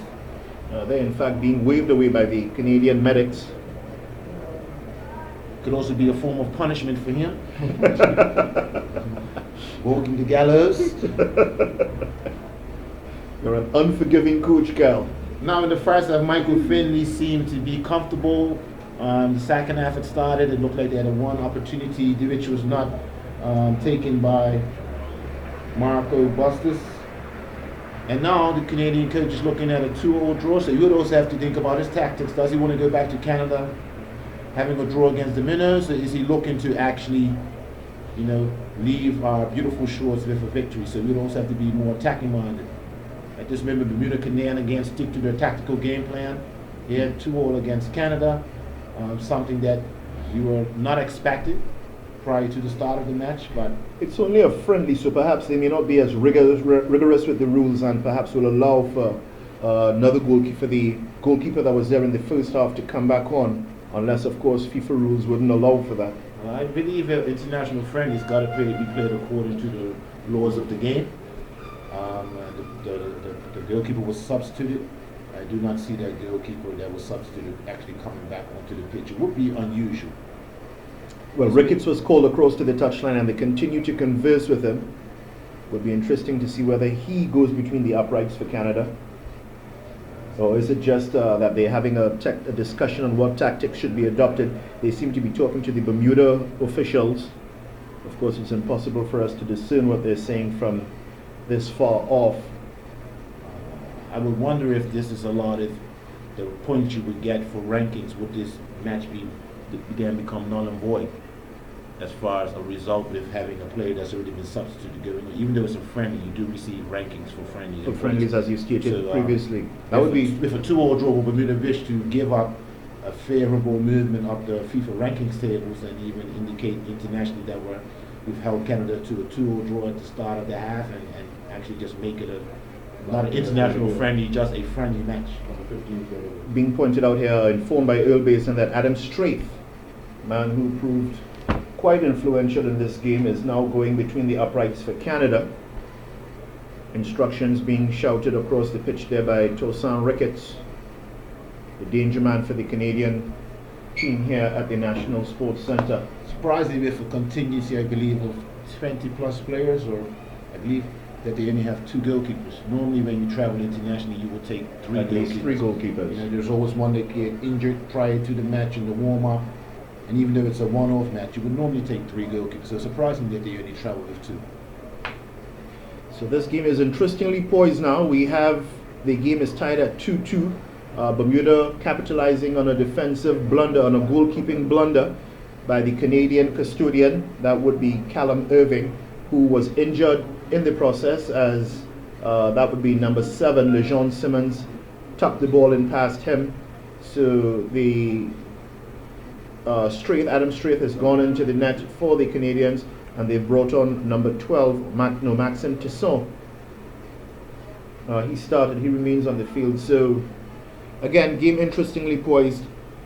Bermuda, Canada, having substituted their goalkeeper, is forced to have one of their outfield players go between the uprights, and the game is back on now. Canada kicking off, coming down the right flank.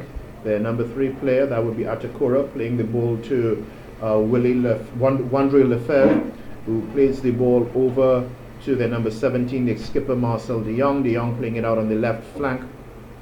Canada maintaining possession as they look to build up here at the resumption after Bermuda equalized to go 2-2. There is that danger man again. Ricketts attempting a flick, but it fails and is intercepted by the Bermudian defense. The ball now with, that appears to be Reggie Lamb, dribbles inside. So Bermuda have made a tactical change with Shane Hollis now leading the line, which will keep the Canadian defense a little bit more honest. He has a little bit more foot speed than Lamb, even though he may not be as strong physically. But with the foot speed, they will have to marshal him closely and tightly. And since that Bascom has been muscled off the ball just on the touchline, so Bermuda earned a free kick deep into Canada's half. Lamb looks like he wants to float this one here. So with Lamb now playing wide on the right, he'll be able to stop the initial penetration runs coming down the left side. Hollis playing down the middle. Bermuda will be able to play over the top or through the lines for Hollis to chase. So seems like Osagi Bassins again being given the responsibilities to take the free kick. It's a 2-man wall for Canada, with Jonathan Osorio, one of their goal scorers, lining up alongside Maxime Tissot. Osagi strikes the ball. That's our number 16. That would be Dante Levrock climbing high, but adjudged to have fouled the goalkeeper. So it's a free kick to Canada. That man, Adam Straith, who is now performing goalkeeping duties with the substituted Canadian goalkeeper having been injured. That man, Callum Irving, having been injured, or as Cal would like to think, feeling embarrassed, being forced off the field through his embarrassment at that blunder that led to the equalizer for Bermuda. So the ball back in play now, and the Canadians go forward, forcing the Bermudian defense to play the ball into touch. Throw quickly taken by Atakuro. Canada again giving the ball away cheaply, looking a little bit disjointed. Bermuda should feel confident. Beautiful move there by Clements. Canada retain possession. Number 16 on the edge of the box. Canada not as fluid as the first half. Players having to gel and get used to each other. A little bit of hesitation on where the ball should be played. And Harvey puts his body on the line, and Canada are in a corner here on the near side by the grandstand. It will be Kyle Backer. Sabi will be looking to take this corner. Canada with 6 players in the box.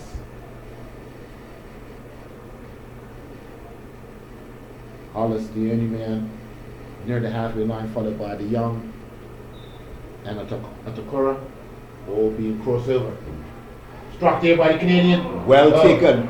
A bit of cheeky play there by the Canadians, but well read by goalkeeper Jaquil Hill, who dives to his right and stops that ball from shaking the back of the net. As Jalen Harvey continues to wince a bit from being struck in that most painful of areas.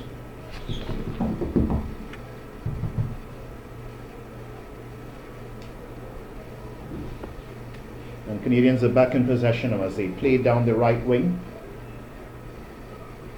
looking somewhat disjointed, as Cal mentioned earlier on.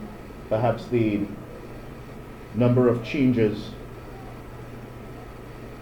We also Leading- see now in the second half, you see that Bermuda is pressing the ball much higher, right on the edge of the Canadians' 18-yard box. So Bermuda feeling the confidence, especially with a standing goalkeeper. We should be looking to play the ball forward as possible and testing and taking some shots. See what he's made of, if he's up to the task at Right, all. ball played out wide. He blocks this one, rebound. And it's a battle for it, but Bermuda comes out trumps.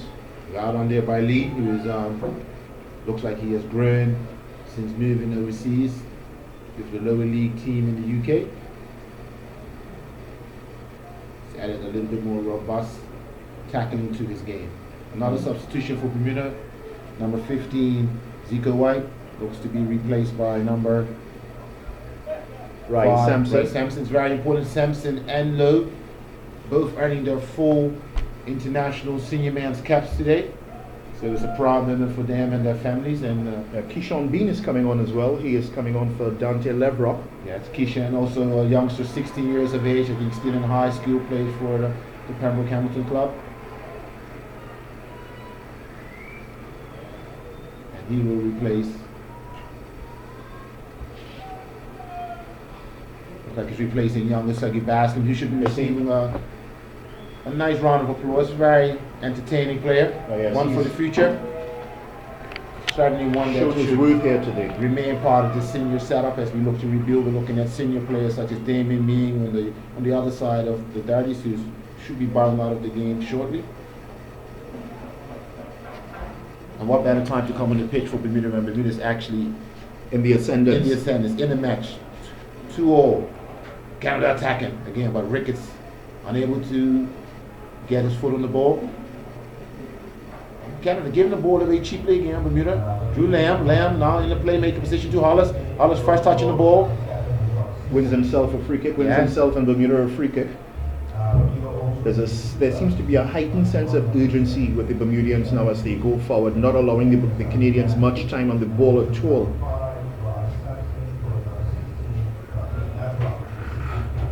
And lining up to take this one, it looks like Reggie Lamb.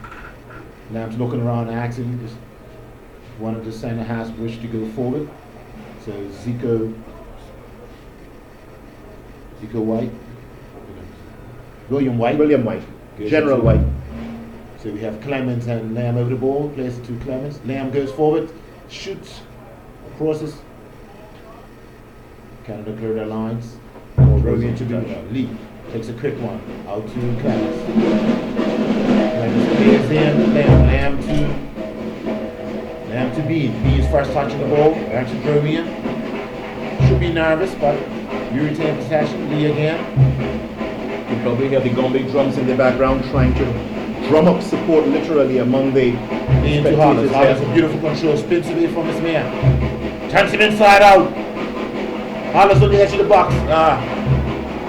After all that difficult work, Beautiful 1v1 to moves, less- but a wrong less than position. impressive cross. But again, this was for the Canadian back four to keep an eye on Hollis, which will not allow them to step forward. No. Guilty of a foul, but again, a professional foul as we will call it. Timely foul, not allowing Canada to build up. Bermuda can now set their defensive line again.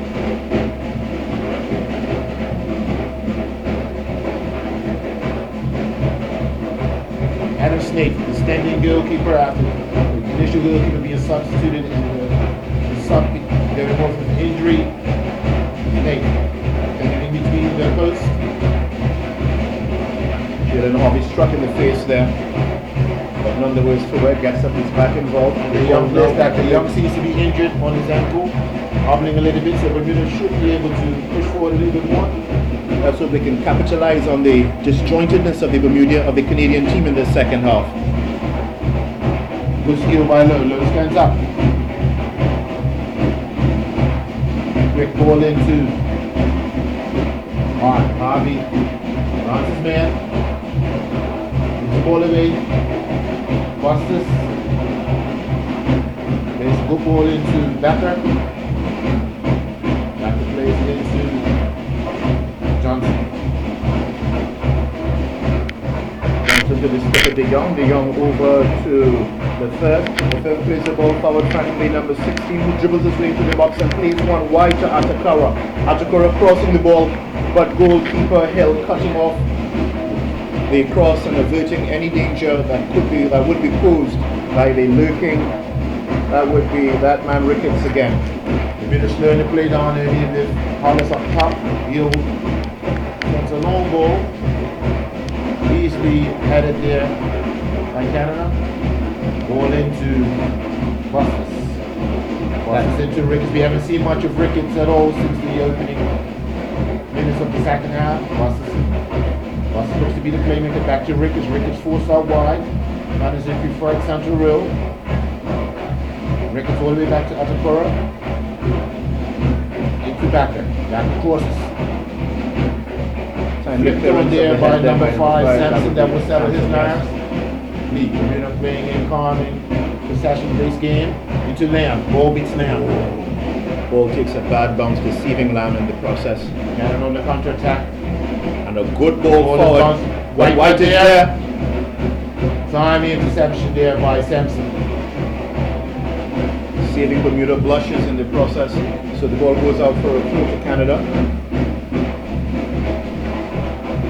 He's still with it on the left corner. Rosario, all the way back into Backer.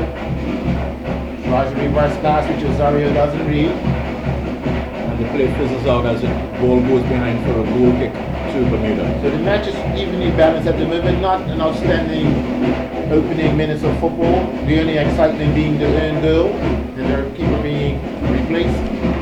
But so far, the second half has been a little bit below par. And the equalizer has been given to Lejeune. Ricketts beaten there by Harvey. Harvey making a burst. First time coming forward. Loses control of the ball. Bustos finds Ricketts. Ricketts lays it off into Backer. Canada building up a little bit better. Rosario is ready to play out wide. Can it be saved there? No. Tisset unable to keep the ball in play. So it looks like Bustos is now taking the playmaker role over.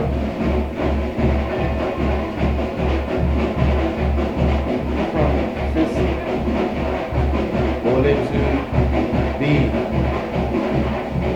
Lamb Shields. Showing some skill there. Goes the ball up, sharing his professional talent. Quick turn there by Hollis. Hollis turns again. Ball has a move out wide to Lee. Lee into Hollis. Oh, Hollis losing Four control of the ball. give it away. Canada on the counter. 2 against 4. Canada on the inside. Ricketts. First time with the ball in the box. But again, 4 defenders around Ricketts. It will be very difficult for him to do anything at the moment. They would be well advised to police that man Ricketts.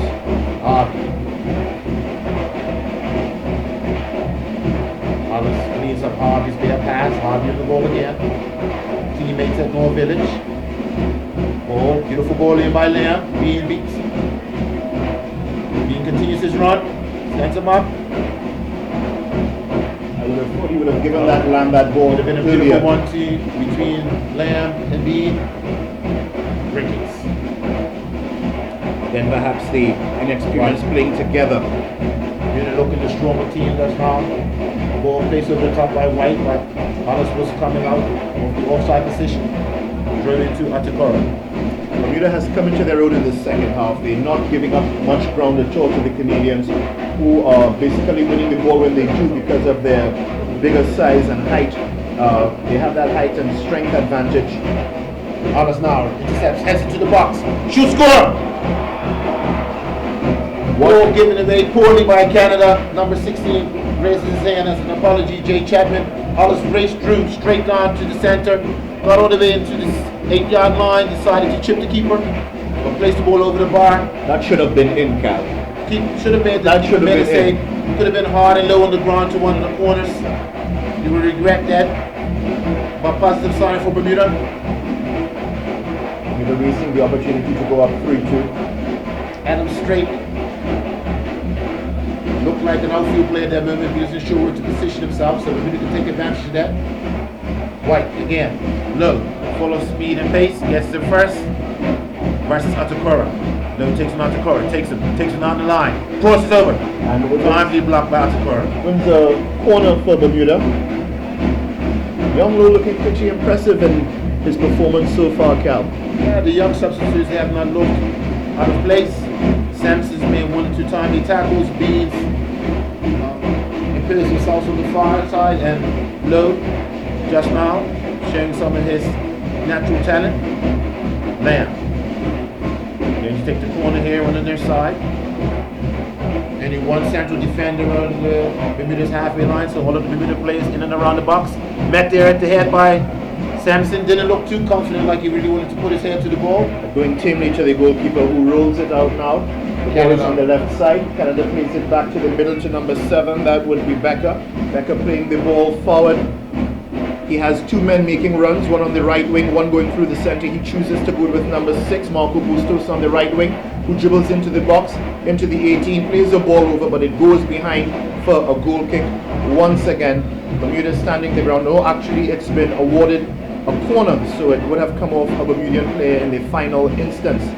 All the Bermudian players back save one. That would be number 16, Shane Hollis. Is that number 18, sorry. Shane Hollis, who is on the center line, being policed there by the Canadian captain. The Canadians swing the ball in. Corner taken. Bermuda not there. Man for man marking. Sloppy goal given away. Headed in by The number 15, that would be Adam Straith. But no Adam Straith. Yes, that would be number 15, Adam Straith. Sloppy piece of defending by the Bermudians, allowing the Canadians to go ahead. Number 16, sorry. Number 16, Jay Chapman. Some sloppy defending by the Bermudians, allowing the Canadians to regain the lead after Bermuda managed to equalize through LeJohn Simmons. The ball back with Bermuda now, coming down the left wing, intercepted by the Canadians. The ball taken by Reggie Lamb. He plays forward to ball intercepted by the Canadians. The number 8 for Bermuda, Willie Clemens, loses it, and the Canadian captain plays it back to his goalkeeper. Of course, not able to pick it up. He plays it out on the right wing. the goal given away was purely based on amateur mistake what we do in our local leagues. We're not man for man marking, or the corner was standing in the box and no one's picking up a specific player, and a cheap header, not even a powerful header, just ricocheted off his head. An international football, so now the score back in favor of Canada, 3-2. Ball being cleared inside by Asokoro. Asokoro down the far side, looks to get past Harvey, but Harvey's still full of strength there. Robs him of it, corner. puts it behind for a corner.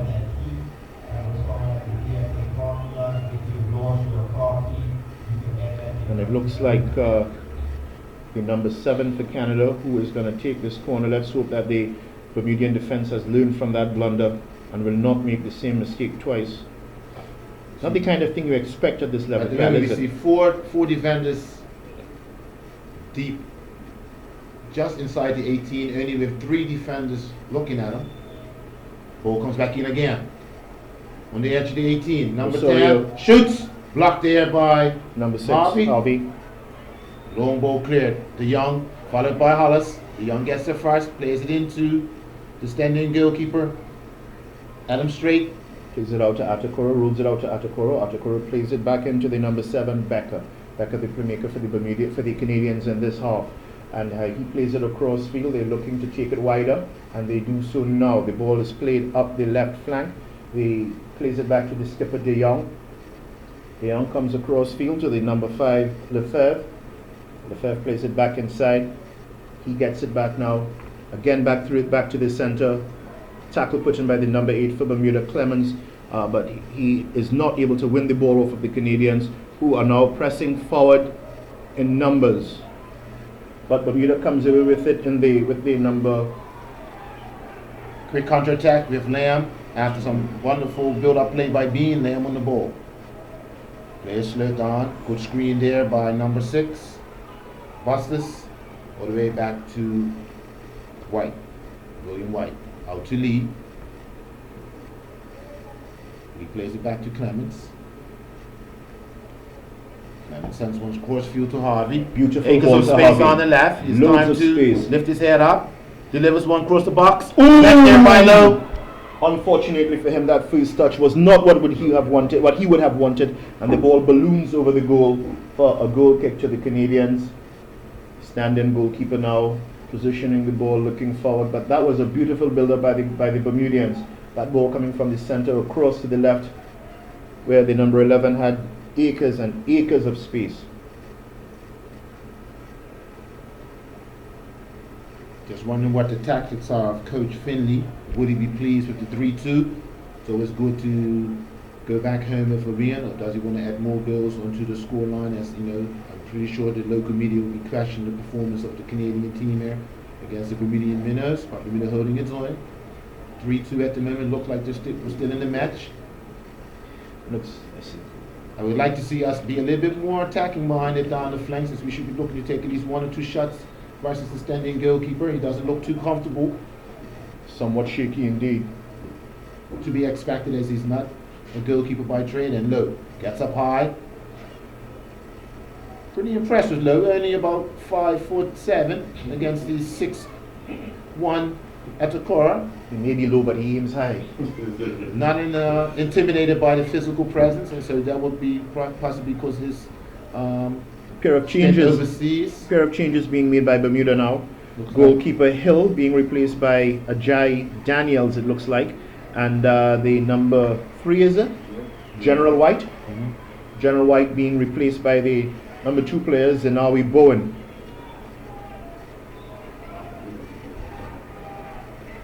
So we have 3 players of North Village at the back 4.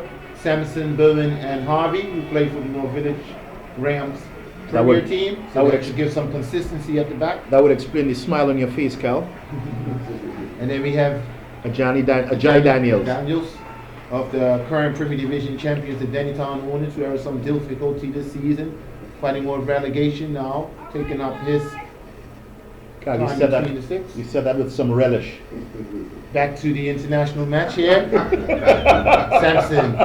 No comment, Cal? Bowen, first time having to hold off Ricketts. Bowen gets there early. Plays the ball out for a corner. So again, it's good to see Liam Hildesgrand being tested. First time on the pitch here today. I think this is Bowen's first international senior men's yes. cap. So we have about 4 players here from the under-20 team who will be now becoming full-fledged senior players.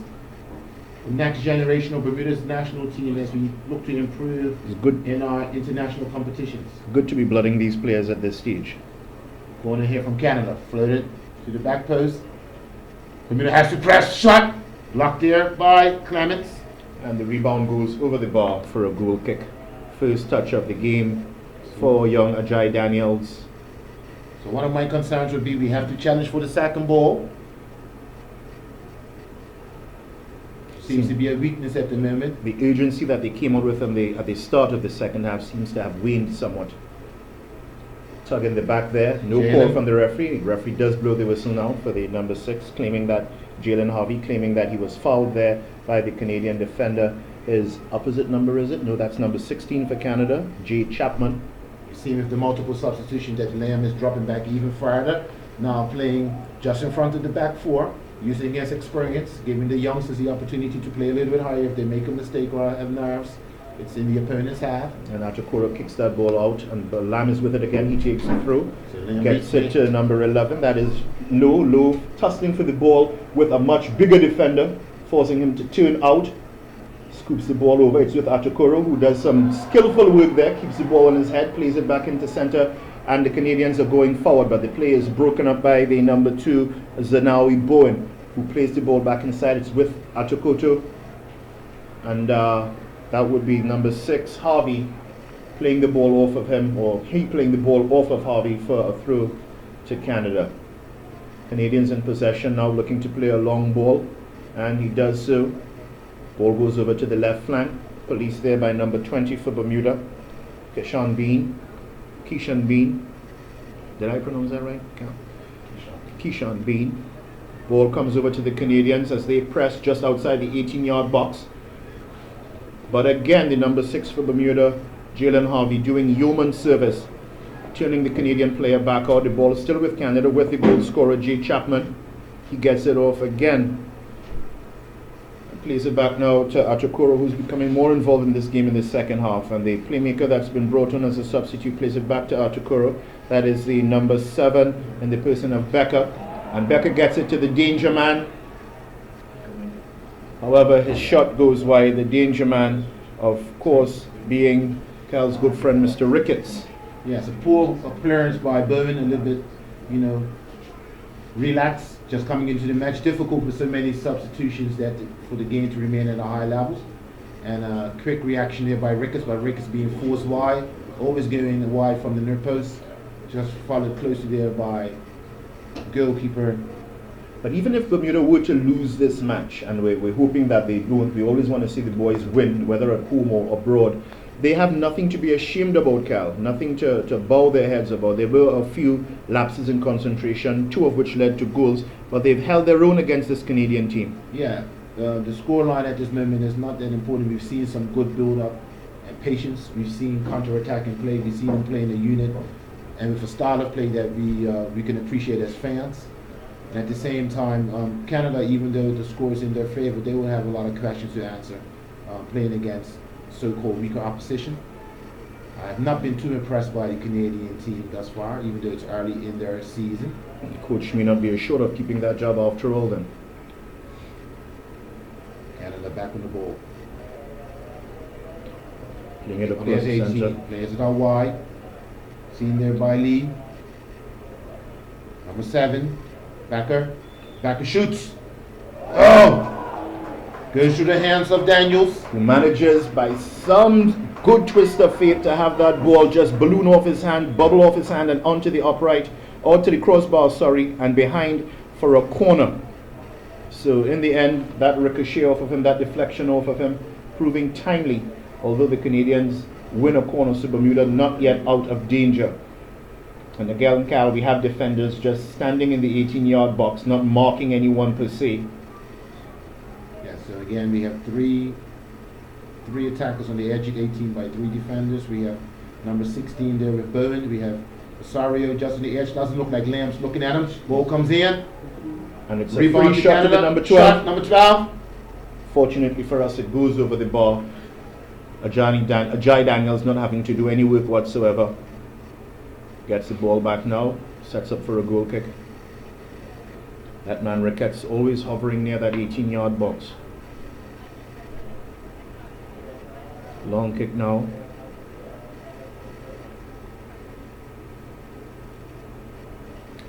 I know that Coach Lightbourne indicated he was following the tactics of Coach Bascom, but with Coach Bascom's team, we've seen him build up out of the back more using trainee, even though he's not in this team, and with this, we've seen him kick the ball out a lot more once we're in possession through the goalkeeper. So just a little tactical change. So maybe these are the tactics that Coach Lightbourne will be using overseas to minimize any risk playing out of the bank back once they enter the official under-20 competition in the next round. Ball played in, defended out there by Sampson, who hasn't done anything wrong since he's been on the pitch. Lamb tries to win the flick on to Hollis. Ball back from Atakaro. Canada just playing across the back 4. Pace has slowed tremendously in the match thus far. Bustos on the ball quite a lot, looking to indicate to his coach that he can be a playmaker. Atakaro plays the ball across to Ricketts. Ricketts being able to slip in between Sampson and escape Bowen. his marker and almost put another one past. Well, put one past Ajay Daniels, even though Daniels appeared equal to the task, was in the right position. But that man forever looking on the 18-yard box, once again posing a threat to the Bermudian defense. Beautiful ball in by Atakoro to Ricketts. Ricketts slipped in between Sampson and Bowen. They both looked at each other to say, it was your man to pick up, and Ricketts unable to direct his side for the pass into the far post behind Daniels.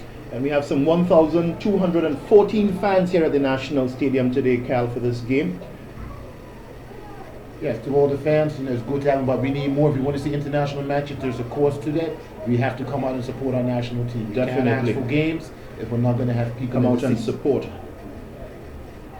Sampson this time beating to the ball. Ricketts getting a little bit more involved in the play. the last 5 minutes. one over to Atakoro, Atakoro. followed there by Lowe. Lowe does the defensive work.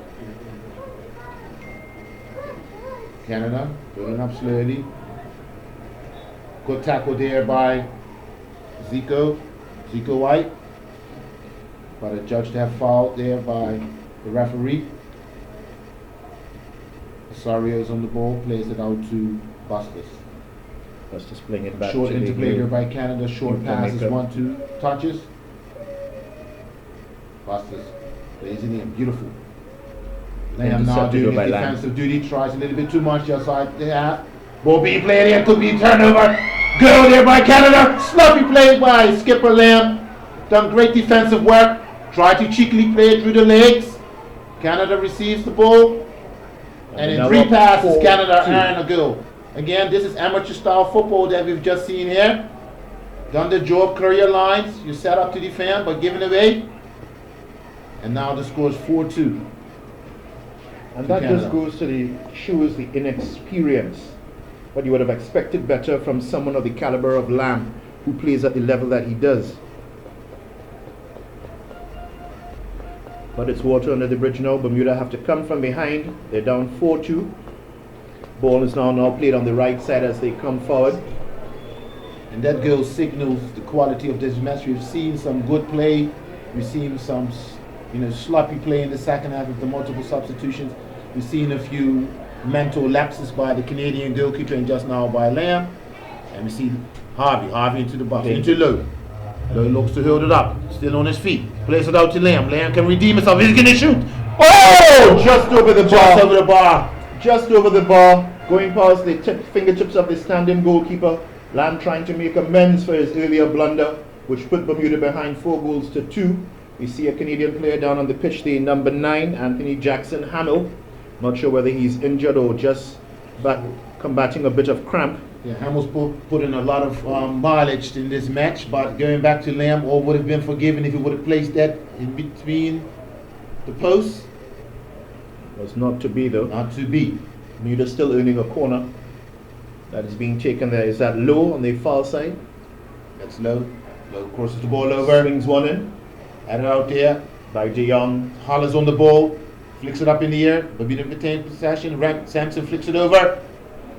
White missed, but offside position. 2 players already in offside position. It is so apparent that this gentleman is a standing goalkeeper. That looked almost comical. So we hear from the announcer that there will be 5 additional minutes into the match. Canada still leading 4-2. Bustos tries to go inside of White. Referee says play on. Bermuda still looking to attack. Ball into Hollers. Hollers What a control to ball Lamb. over to Lamb. Lamb darts into the box. On his preferred right foot, holds up the plate. Looking for the shot. Shoots! Goalkeeper doing well to put that over the bar. That's straight. Perhaps not convincingly. Signaling to the coach that you can keep me in the team. Not as a backup convincingly, goalkeeper. but over the bar nonetheless. Lamb doing well, holding up, his, being patient, looking for that shot on the right side. Shoots one and punched over the bar unconvincingly by Straight, but it still goes still 4-2 to Canada. Lamb back to Low. Low holding up Low the ball. first one brings it in. back inside. Added back across by Jackson Hamill. Taken down by Kishan Bean. Ball goes into touch and it's a throw to the home team. No, I know actually this it's is the Canada. This is a one-off match, but I would have liked to see a 2-legged series. We would have The been- Minutemen haven't would- seen the tactics. and Precisely. know they will be Know able what to they compete were up with Canada. against. Yes. So the ball back with And then the another lapse goalkeeper. there by the goalkeeper of Canada. This time the outfield player, Straight, who is in between the posts. Miscontrol, but it's spurred to blushes this time. And again, slow build up, looking to take this 4-2 lead all the way back to Canada. Switching sides, the ball now on the left flank. Beautiful piece of work there. 1-2 being worked by the Canadians. Ball stays on the left flank. Pressure being brought to bear by Kishan Bean, who puts the ball into touch. Another throw for the Canadians, higher up the pitch this time. Quick throw taken before the Bermudians could organize. Ball back in the Canadian half of the field, just maintaining possession at this time with the number 5, Lefebvre. Lefebvre plays a beautiful ball forward. Easily cuts inside, Lee shoots across the box. Daniels watches it closely, perfect position. Daniels looking to play the ball out quickly, no one there. Harvey has his back turned towards him. Looks to find Lowe. Ball goes into touch again, and it's another Canadian throw, this time on the right side, and it's being taken by that man, Achakura, who has come into the game in the latter stages of the second half, well, since the start of the second half, rather. Ball played over by the number 5, Lefebvre. Lefebvre swinging that ball left to right, not playing the ball in the same position. Back with the goal, standing goalkeeper, back to Lefebvre now. Canadians maintaining possession. It's with the number 16, Jay Chapman. He comes forward, loses possession, and it's that man, number 6 again for Bermuda, Jalen Harvey, playing a ball inside, and the ball is now with the number 11, Lowe. Lowe turning his man, able to hold that ball up, however, ball bobbles away from him. It's still with Bermuda though. And the number 8, Clemens, not knowing what to do with it. He does, however, win a foul. I'd have liked to see Lowe take his man on with nothing to lose. Be a little bit more confident as a life fire player. I think he recognizes he could have done that, just put his hands up thinking, what if? So the number 8 player, Clemens, is on the ground now, perhaps might be needing some attention. He does, however, get up on his own steam, stretching, trying to get rid of whatever it is that is niggling him at this time. And Lamb lines up behind the free kick.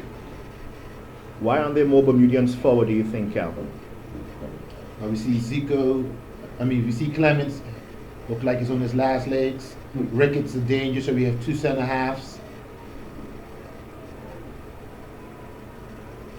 Ball played in cheekily. Short ball, oh, not well read by the intended recipient. That would be whom?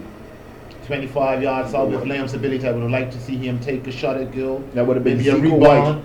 not with a real goalkeeper in between the sticks. We have to try to hit the target. I'm not sure why that ball was being squared out wide when we could take a shot right at the target, right at the keeper. Long ball played forward by the Canadian goalkeeper. And that's the end of the game. Canada winning 4-2. At least 3 of those goals that they managed to score were down to defensive blunders, Cal. Your thoughts on what you saw here today from the Bermudians despite the 4-2 defeat? Good performance, very young team. Quite a number receiving their first international cap against much more experienced, seasoned veterans that have played in the MLS and other semi-pro leagues. Multiple changes in the second half, so the game did lose some of its flair and quality. Canada being the eventual winners 4-2, probably could have scored 1 or 2 more, but didn't really show much of a higher level of class. If we would have had our internationals such as it would have been a different outcome. I think it would have been more competitive. Overall, this young squad that's looking to go to the under-20 World Cup next round, I think they've put on a good show for the fans, played some attractive football, scored 2 goals, and wish them all the best as they go forward. A lot of questions still to be asked about Bermuda's defensive qualities, having had Dante Laverick and a few other seasoned players, and we still have to deal with the second ball and headers, but not a bad showing as we are in a transition from a senior squad that is now looking to rebuild for the next World Cup qualifying round. So the final score here at the National Stadium in front of some 1,200 fans, Canada 4, Bermuda 2. Those goals scored for Bermuda by one by Lejean Simmons, who capitalized on a defensive blunder, on a goalkeeping error, and the other by Jalen Harvey. So we're going to hand you over now to Juggling G and Earl Bays then for a final wrap-up. It's been a pleasure working with you here, Cal. Look forward to doing this again in the future. Well, Jay, as we heard from Gary Marino and Cal Blankendow, Bermuda go down 4-2 at the National Sports Center. Jalen Harvey had given Bermuda the lead in the first half, and Canada would equalize through Jonathan Osorio. Right immediately following that, Tassain Ricketts would give Canada the lead 2-1. That's how they went into the break. Bermuda would score again first in the second half. Lejean Simmons from close range, but Jay Chapman and Anthony Jackson Hamau would show up things for Canada. 4-2 final score. Your thoughts on the second half performance of the Bermuda team? Well, definitely a change from the first half. Starting off with the Canadian side, they made 5 changes going into the second half, and you saw they lost a bit of the fluidity in the second half. The first half, they were passing the ball around, get enough touches, or especially in the midfield, and going down the left-hand side. Very influential in that first half. you had the captain himself, Dijon, along with Osorio, pulling up the back line. But Dijon, Fisk, really hurt his game in the second half. He was very influential in that first half. But with those changes, that sometimes happens when you change the chemistry. We talked about the chemistry of the Bermudian team. I think those changes actually affected the Canadian team. Those 5 changes going into the second half. Well, one thing I noticed that we were talking about during the halftime interval was the level of fitness that we would see, whether or not Bermuda could stand up to it. Proven, one of those things where you could see players retiring near the end, cramp was starting to build, not just for the Bermuda team, but we know Canada's, their MLS players will be going into preseason training, just like Zico Lewis will begin tomorrow. Obviously, they'll have another day because they have to head out, but if we're going to compete at this level on a regular basis and include more of the international competition that we want to have and give the Bermuda fans an opportunity to see that level, we're going to have to improve that level of fitness on a regular basis in our domestic game. Talking to or listening to both Cal and Gary as the game was going on, talking about the mental lapses, and that comes through, a lot of it comes through fitness and the regularity of insufficient play in Bermuda, where guys get away with certain things because they're talented, or they get away with it because the level of play isn't always there. So it's one of the things where we're going to have to improve. The players are going to have to want to improve, because we've already seen enough coaches look to improve their ability and with all the licenses, because a lot of people always talk to me about, now we have all these coaches with all these licenses, but the play is bad. Well, back then the players wanted to play, and they done what they needed to do to prepare to play. Now it's a reverse, so it's one of those things that we're going to have to address rather quickly. Well, I will say this, Earl, what the BFA was able to do today here at the National Sports Center, provide a game, and that's what I think for the most part we need to see more of. We can have all the training sessions, but it's hard to say, you know what, let's get up to game speed. And it's hard to duplicate that in a training session, especially when you're always playing amongst players that play at the same speed. When you have the opposition that comes to play at a higher intensity for longer periods of time, then you have to up your game.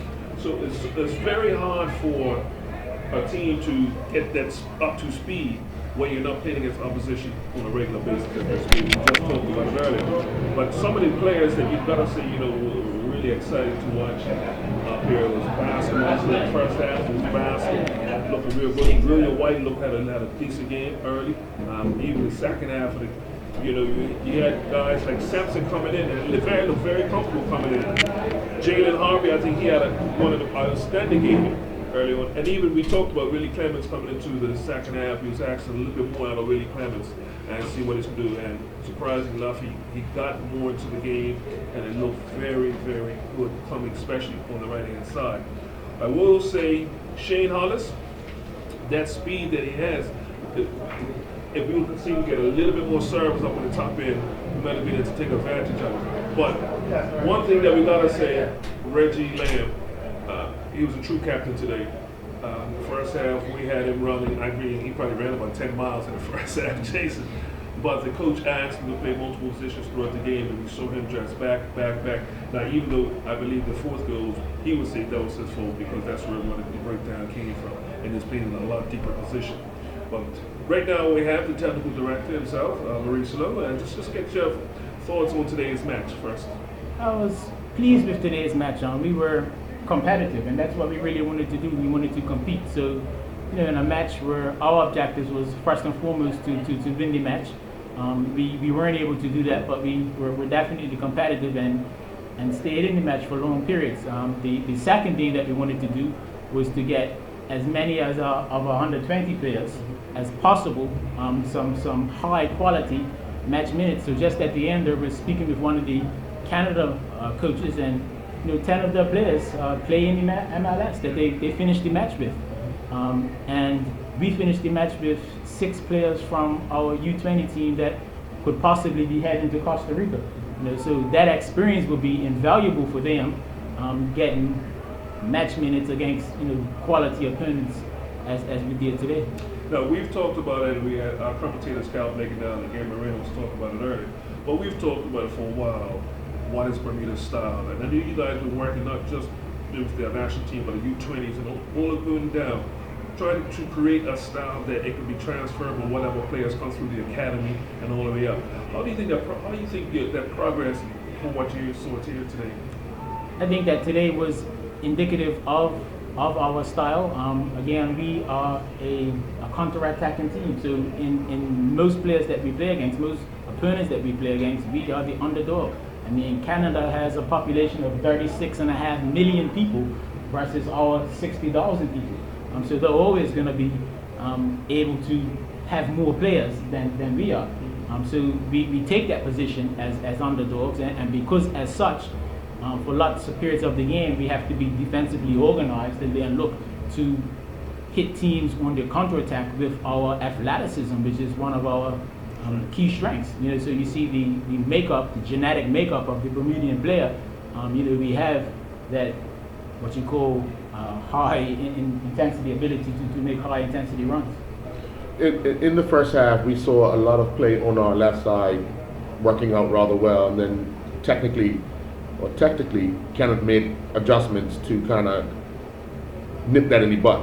But we didn't do anything immediately to counteract that. Given hindsight, would you like to see the players identify what's working on the field and what's not, and make those changes? No, yeah, I mean that's the game. So we came to play a match versus Canada. We prepared to try to undo Canada's strengths and play towards some of our strengths. But Canada's on the other side of that, and they're trying to undo what's working for us. So that's where the coaching comes in. Yes, and we would like for players to be intelligent and work some things out for themselves on the field. But players are players. Players are not coaches. That's why we have coaches. So the coaches can identify the trends that are happening on the field and then try to counteract them with tactics of our own. Immediately we switch from this game on to the focus of the under-20s, obviously, which is fast approaching. What are we looking to do over the next month to prepare ourselves to be in the best possible position once we arrive at these qualifiers to make the most of going through to the under-20 World Cup?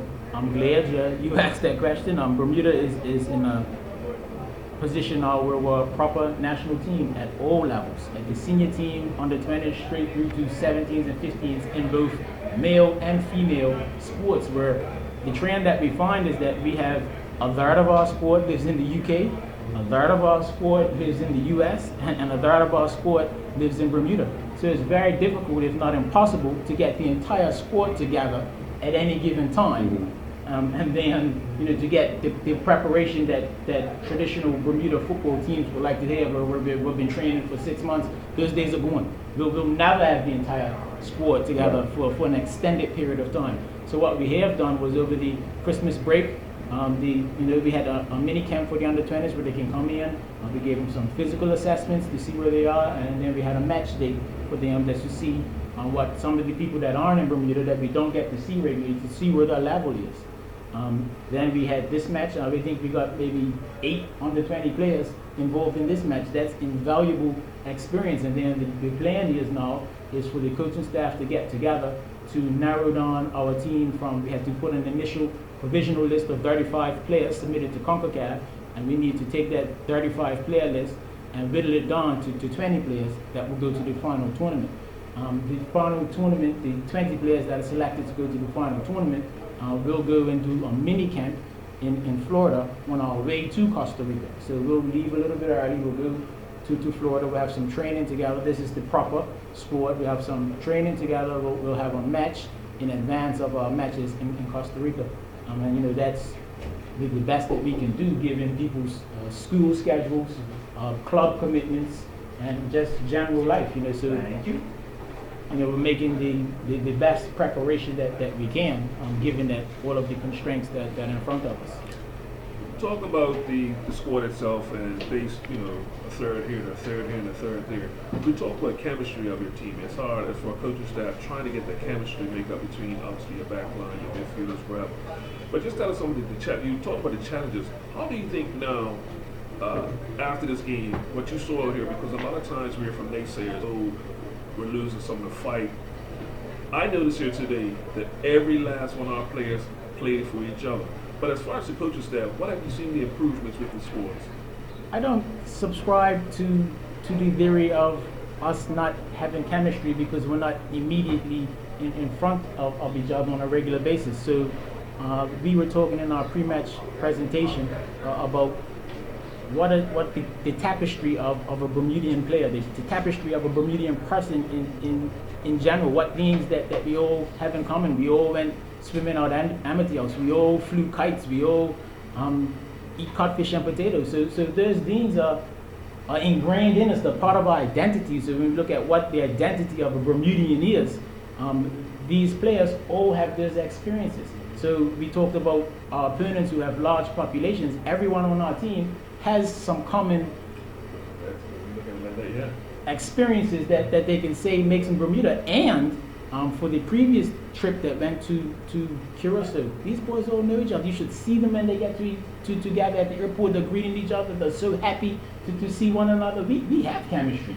We have gel. We don't need to be together immediately all the time to get that. You should see them celebrate. Well, the chemistry I'm talking about is not so much off the field, but on the field. Obviously, when you want to have a back four, a back three, when you're playing a particular style, you want to make sure that these guys know where the next man should be in area. So it's not so much off the field. We know these guys have grown up together. Yes. All right. And just flipping on the other side, you mentioned Canada having coming from a population of 30-something million people. They don't know each other. They don't know each other. No. So off the field, they would have that's more an issue for them. But I'm talking about on the field because obviously they would have the extended training camps that we're not afforded to at the moment. They can have these have the teams a little bit together a little bit more often than we do. Obviously, I'm pretty sure you guys would love to have a lot more home games, a lot more teams come here. But that's the side of the championship tournament on the field. I want to give credit to the crowd today. So the players are on the bench, and we're looking back, and we're hearing the drums playing, and each substitute that was made. You're hearing the fans who are giving appreciation to the players that are out there. And I'll tell you, Bermuda, I'll tell you the world, it's no better feeling than to sit down on that bench with the crowd behind you. It literally makes the hair on the back of your neck stand up. And we're just thankful for everyone that came out to this match. I hope that they enjoyed what they saw. If not, to say that there were some green shoots. So no, we didn't get the result that we wanted, but hopefully there was enough to be seen to say, hey, you know what? I want to see more from the Bermuda national team, because then that helps us. If this match is successful, if this match is financially viable, then it helps us to put on another match.